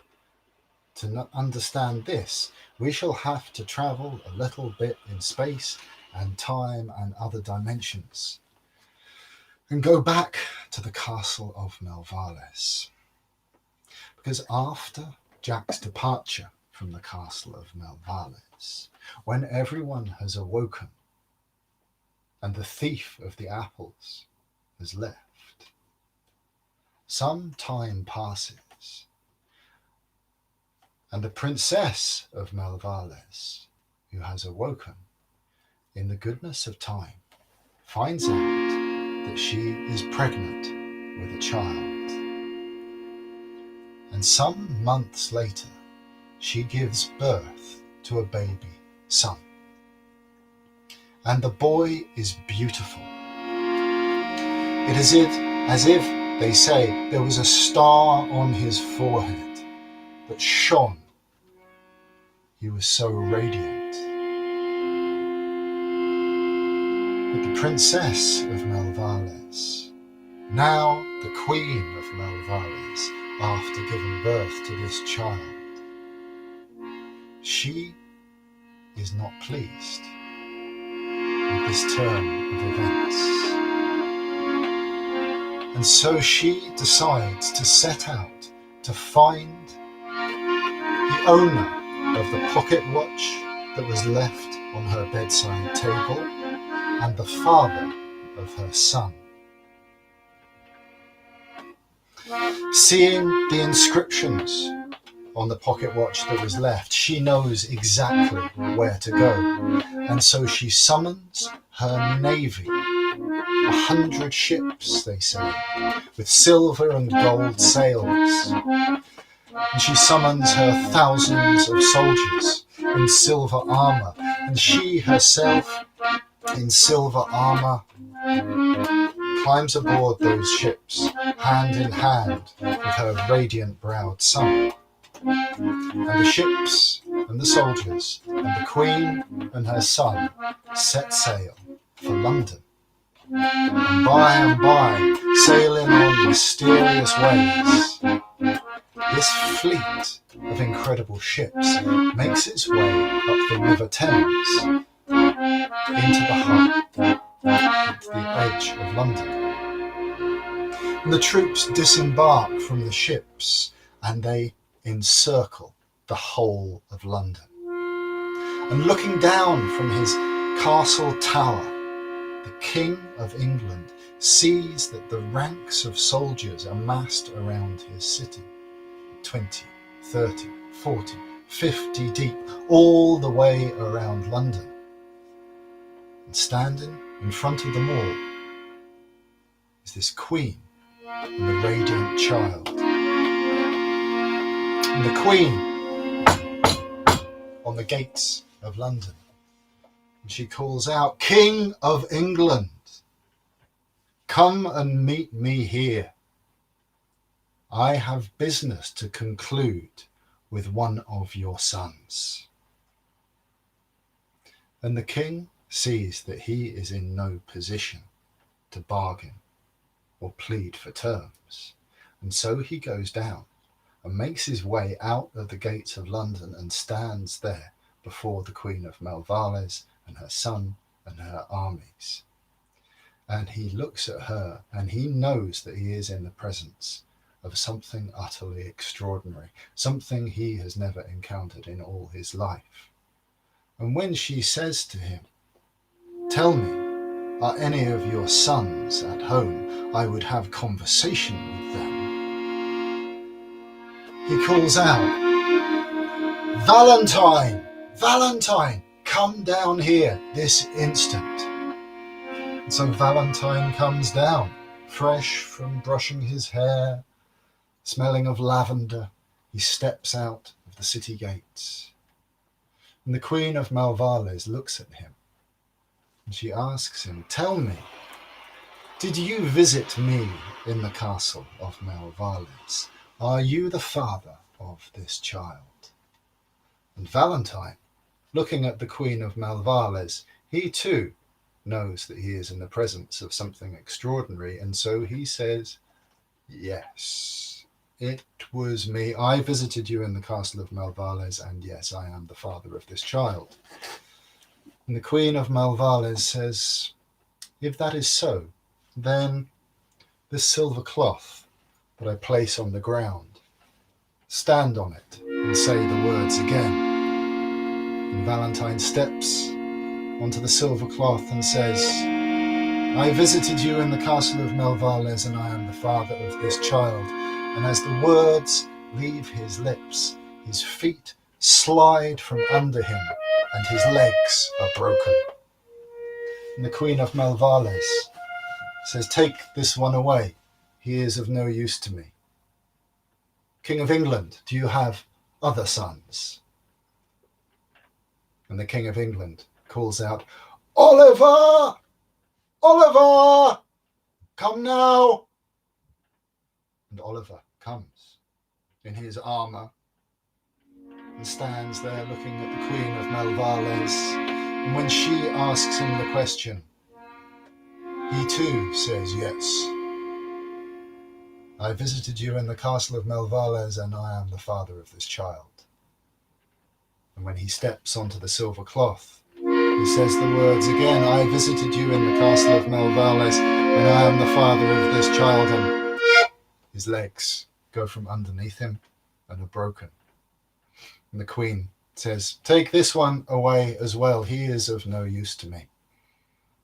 King of England, do you have any more sons? And the king calls out, butcher! Bring me the butcher!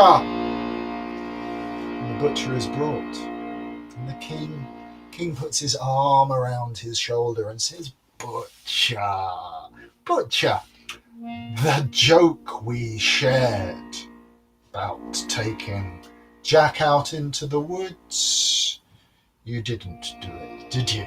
You didn't really do it. Tell me.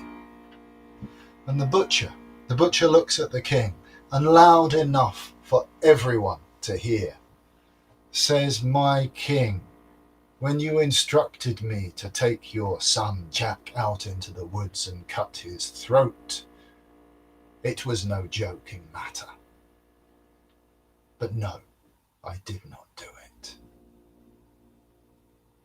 And so the king calls out for 9 of his guard to ride out into Epping Forest to find his son that he has ordered to be killed. And that is why 9 of the king's guard ride into the heart of the Roberts' camp that day. And Jack standing there with Jubal and all the Roberts around them. The guards say, Jack, now you must come to London, your father commands it. The Queen of Melvales will have an audience with you. And Jack says to the guard, my father is not worth the breath I have just wasted speaking about him. I shall not return to London alone. These people and this man, my brother, my true brother, have shown me more kindness than any of my family have ever done. I shall only return to London if Jubal accompanies me. And so the guards reluctantly agree. And Jubal and Jack on their horses accompany them back to London. And the thousands of troops and the Queen of Melvales, her radiant-browed son, and the King of England. And when Jack sees the Queen of Melvales, he sees a woman both familiar and strange, grown through sweat and blood and tears, and the child standing beside her. And his heart both leaps and sinks in his chest. And when she asks him, Jack, did you visit me in the castle of Melvales? Are you the father of this child? He says, oh yes, I did visit you in the castle of Melvales, and I am the father of this child. And when she says, then stand on this silver cloth and say the words again, he steps onto the silver cloth and he says, I visited you in the castle of Melvales.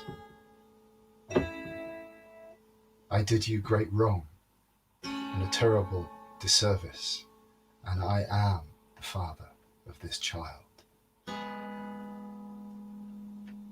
And the Queen looks at him and she says, yes.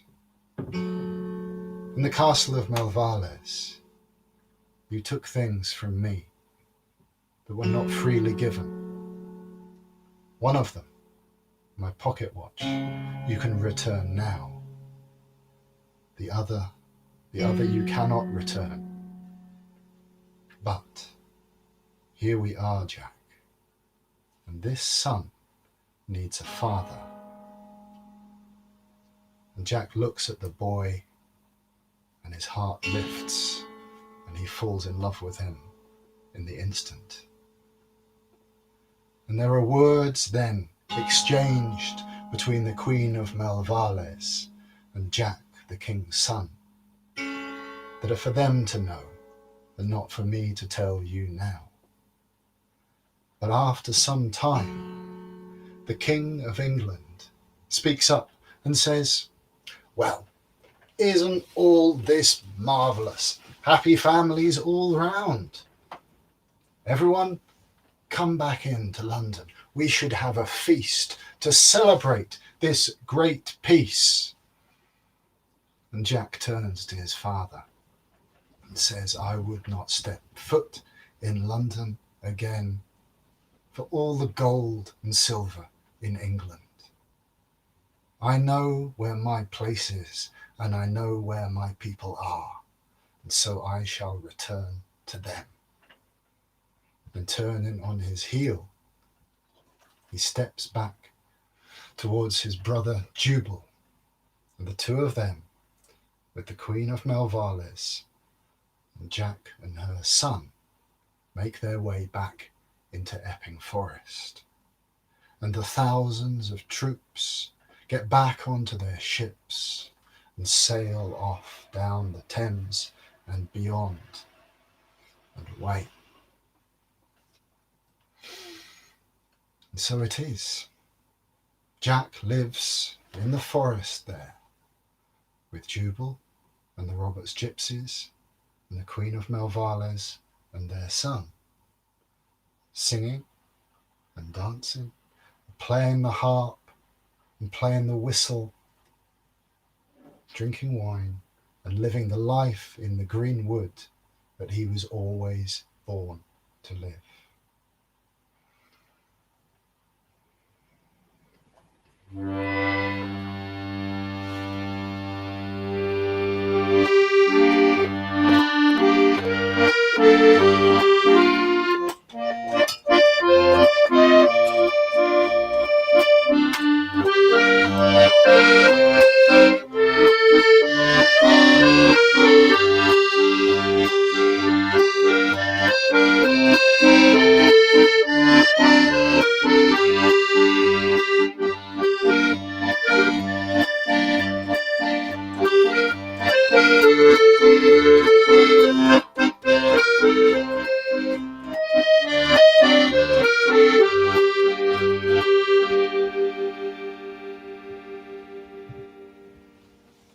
And they say that it took 7 years for the Queen of Melvales to trust Jack.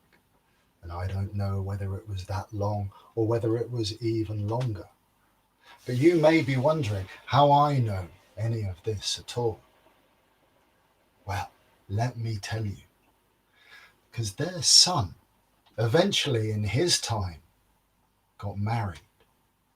And when he got married, they had a feast. Of course they had a feast. And every year, that clan, the Roberts clan, would gather on the flanks of Cadair Idris, the great mountain, in Snowdonia in Wales.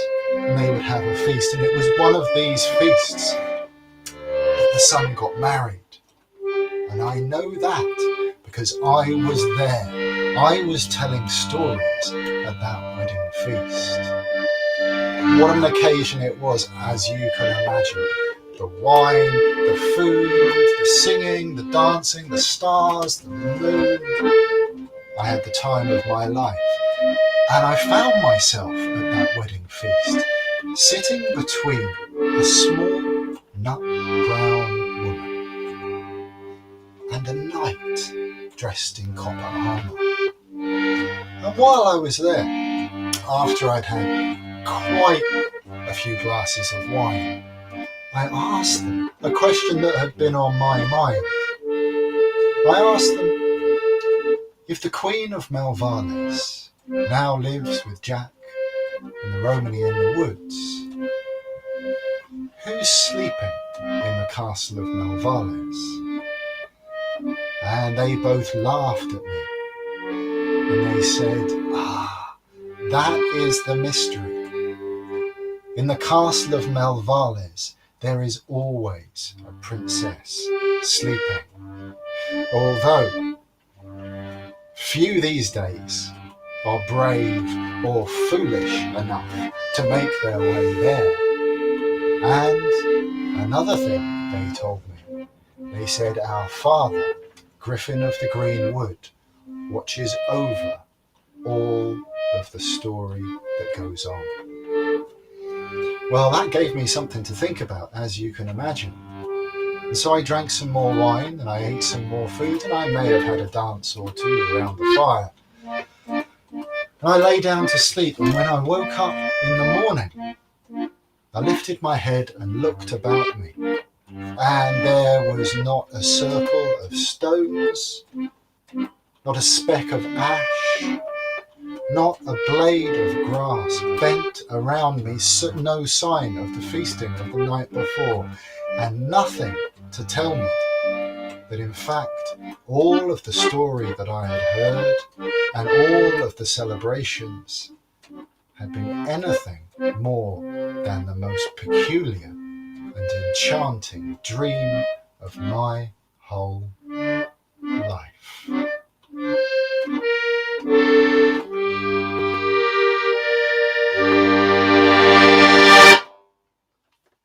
And that, ladies and gentlemen, boys and girls, is the story they call the Castle of Melvales, or the King of England and his 3 sons.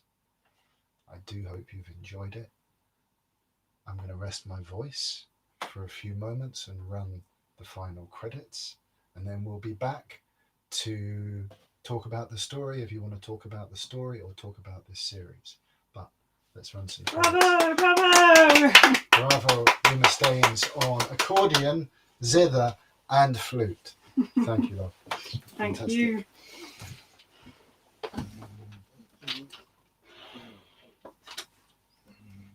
Let's swap places. And flute.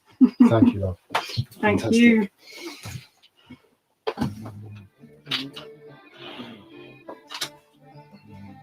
Let's swap places. And flute. Thank you, love. Thank Fantastic. you.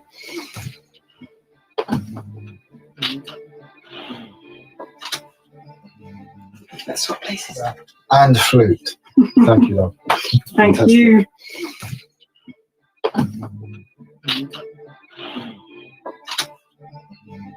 Let's swap places. And flute. Thank you, love. Thank Fantastic. you.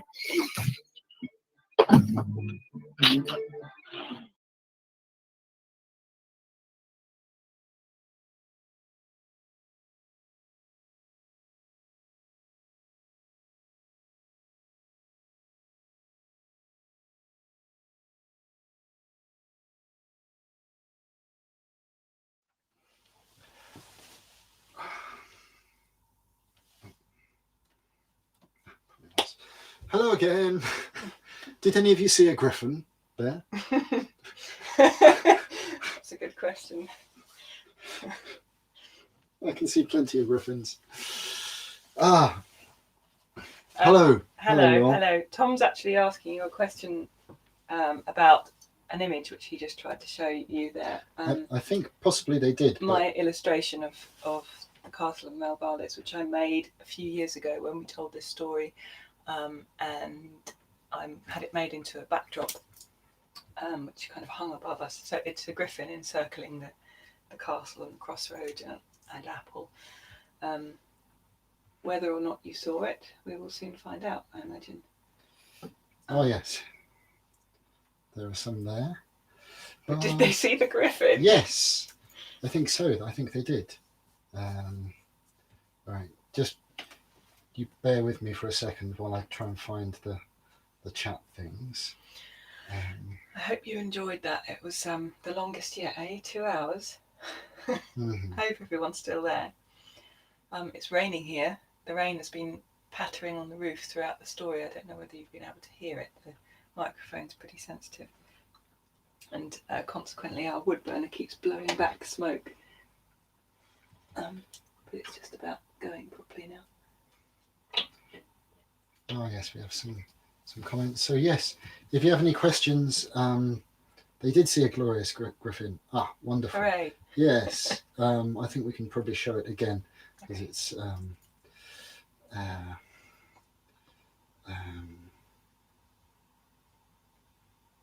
we go. Okay. Hello. I'm just going to open a bottle of beer because I think I've earned Cheers, it. everyone. What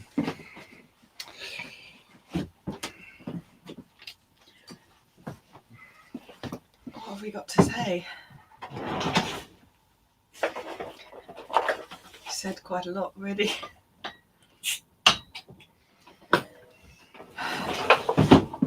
The last one of the series too. Last one of the series, yeah. It may be that there isn't too much to say about that story, and it's a lot to digest. It's a very long story, very rich and full of power. So yeah. I think I just want to say there's unsettling stuff in it, and you know, I think most of you'll know what I'm talking about.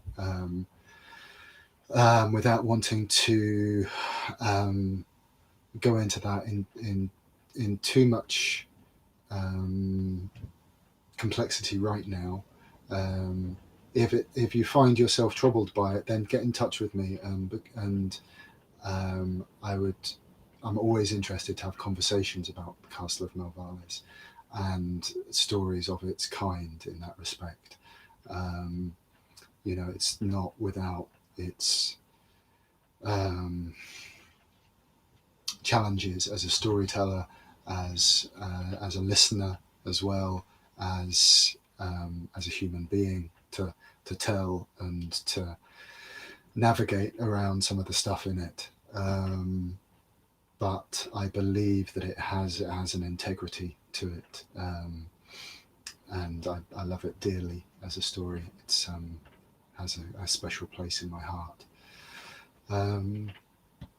So if you do have any questions, then yeah, either ask them now or get in touch with me, info@hedgespoken.org or tom@hedgespoken.org or something. And just thank you for listening all the way through. It is a very, very long story. It's definitely a journey for us as well. That it feels like we're travelling along those paths through the different woods and the three huts and the three castles and all of the challenges, and obviously the Castle of Melvales itself in the middle of this lake of black water. I wonder what people have been left with as an immediate kind of image or feeling that stayed with them. For some reason this time I was really struck by the brothers stealing the apples while he was asleep. It really got me this time. Just wasn't fair. It's funny, last time I told it, that was one of the images that stayed with one of the people I was telling it to, really, as well. Yeah, it is different, the places that land every time with stories, and that's part of the beauty and the mystery of it, and the difference between telling a story and just being a kind of a reciter or an actor or a tape recorder or an MP3 player. We don't have those anymore. A tape recorder. We used to have these things that had little wheels and a little tape, and then they broke. There are a couple of questions actually. So thank you for those. Is that the image that they can still see with you and your head in your hands, or has it moved on from that? I hope it's moved on from that. That's hopefully what they're seeing. Anyway, a couple of people are asking where I came across that story, and There's I came across it in two places actually, kind of one after the other. One is a book called Gypsy Folk Tales. There was a collection of folk tales. I think it was published in the 1890s. Was that James Riordan? No, this is the Francis Groom one. And it's also, a version of it is also in Alan Garner's book of British fairy tales. Neither of those versions are identical to the story as I've told it. And if you want to know the whole story of how that version came about, you'll have to come on one of my workshops, because it's an interesting story, but too long to tell now. This isn't just me advertising the workshops; it's the truth, because it was a long and interesting process that involved conversation with the land and really going beyond my comfort zone as a storyteller, and having to decide whether I was a kind of folklorist and archivist, or whether I was a storyteller dealing with something that was alive and evolving in my telling of it. And that's an interesting subject for me. Can you see the wagon shifting about? We're being rocked at sea now by the wind. Lovely. It's absolutely glorious. But yeah, those two books are where you can find it, as far as I know. There are versions of it and similar stories, certainly all over Europe. There's a version of it in Italo Calvino's amazing collection of Italian folk tales. I came across one the other day. I think it was a Russian one. I'm always stumbling across versions of that. It's basically there's basically the Arthurian myths kind of ripe in there. I guess a lot of people will have spotted that in the story of Parsifal, the fool on his journey who takes a kiss that he shouldn't have. But yeah, there are lots and lots of other threads in there as well, and it does feel really like a story that's come out of the land to me as well itself. So I reckon it was a good place to go to ask for more. Yeah. So the castle. Did you just say that the castle of Melvales appears in Parsifal? The castle itself? The castle itself. Okay. And in some of the versions, the castle of Melvales appears as one of the many castles that is part of that quest, and it means the Castle of Miracles. So there's this interweaving and all of that. And just to answer, is that Genevieve, I think, who I was talking to for the night for a forthcoming podcast. Yes, the next workshop is this Sunday. Go to hedgespoken.org and you can find all the details there, I think. So yeah, I'm doing these monthly storytelling courses, and then a slightly longer course as well. The first one's this Sunday. It's very exciting. Someone else was asking, I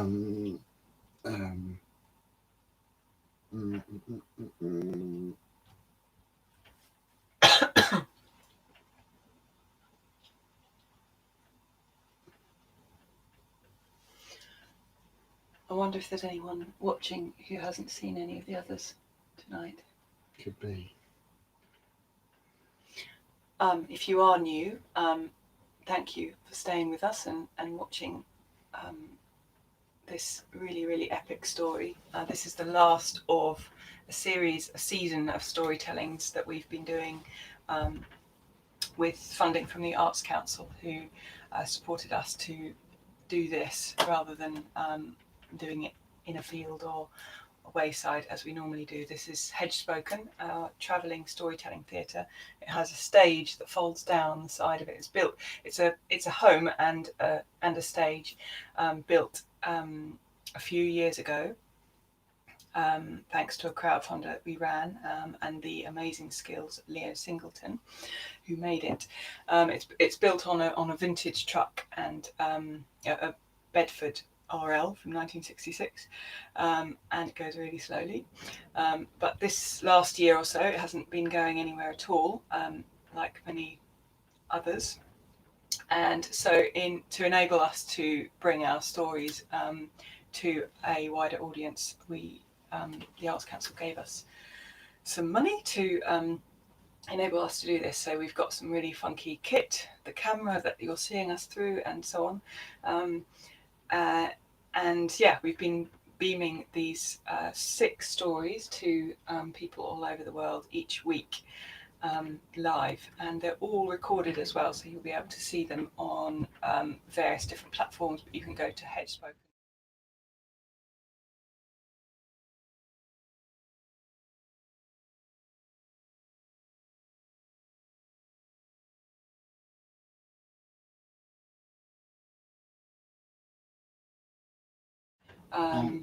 What have I missed?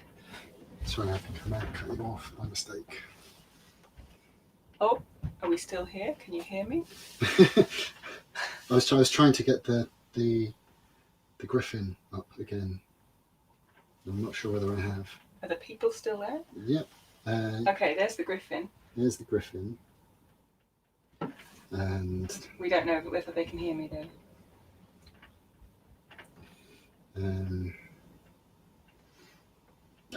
I'm sorry. That's all right. My brain is melted. Let them see that for a bit. Oh, yeah. Look, there we are. Oh, they can still see us. Okay. As you can see, we haven't quite got the hang of the tech yet, although Tom's doing an amazing job of juggling the extremely different balls of being a storyteller and the tech man. What was I saying? All the places we've been to: Russia, Lithuania, Scotland, Bukovina, Wales. Yeah. Yeah, we're also raising money for Roma and traveller charities. If you want to support that little pot, there's a button on the hedgespoken.org/picturehouse page where you can throw some coins our way. You can also support us in various different ways. We also run a press, Hedgespoken Press, and we publish books, if you don't know this already, and prints of my artwork, books of Tom's writing, and work by other people. We are just a grassroots, small enterprise. It's basically just us trying to make beautiful things with recycled paper and really with a commitment to the old magic, as you'll know if you've bought things from us before. The website for the Hedgespoken Press is hedgespokenpress.com, and there are also other ways you can support us, like keep Hedgespoken rolling, which is another scheme where you can basically throw money in our hat to keep this thing going. It feels kind of beautiful and crazy to be running this kind of thing in these times, but it feels really, really important to keep this old magic alive. And in the stories there is something that calls to us all, really, which feels like a memory and something really, really important. There's a story inside the stories for all of us, and I think that you will have heard it, you will have found it hopefully in this story tonight, and in the others too, if you've heard those. So yeah, we really appreciate, most of all, everyone who has joined us and listened and told their friends and their families and sent good words our way, because it really does make a difference and keeps us going. Yeah, your messages are absolute nectar for us. And Ava, age 10, is asking when we're coming back to tell more stories. And all I can say is it won't be long, I think. We need a little bit of a rest now, and I need to rest my voice after that one, because I'm fairly spent. But I think it will not be too long before we're back. You won't have to wait until the autumn, for example. And now that we're getting the hang of how to do this with all the leads and jiggery pokery of it all, it makes it a little bit easier. But also, hopefully, as lockdown rules change over the summer, we may actually be telling stories in real places, and obviously keep your eye on all our different channels to find out about that too. Totally. Yeah. And for those of you beyond these shores, or who aren't able to get to us, we might try and live stream some of those as well. Never know. And yeah, I mean, I'm fairly spent, as you can see, but I think Mima was just saying that there's something in the process of doing this which really feeds us as well, and allows Hedgespoken to kind of get to kind of flow some of its magic into the world. So it's not just one-way traffic. It fills us and enriches us as well. To be doing this, and then to hear that it's touched you, is obviously fills up our pots again. So Yeah, I so would bless say that. I mean, I always feel this with my painting as well, that it's not just a private thing that I do. That it really does need to be shared, and I feel like as an artist, I'm just one half of a conversation, and that the people who receive it are the other half, and together they make a whole.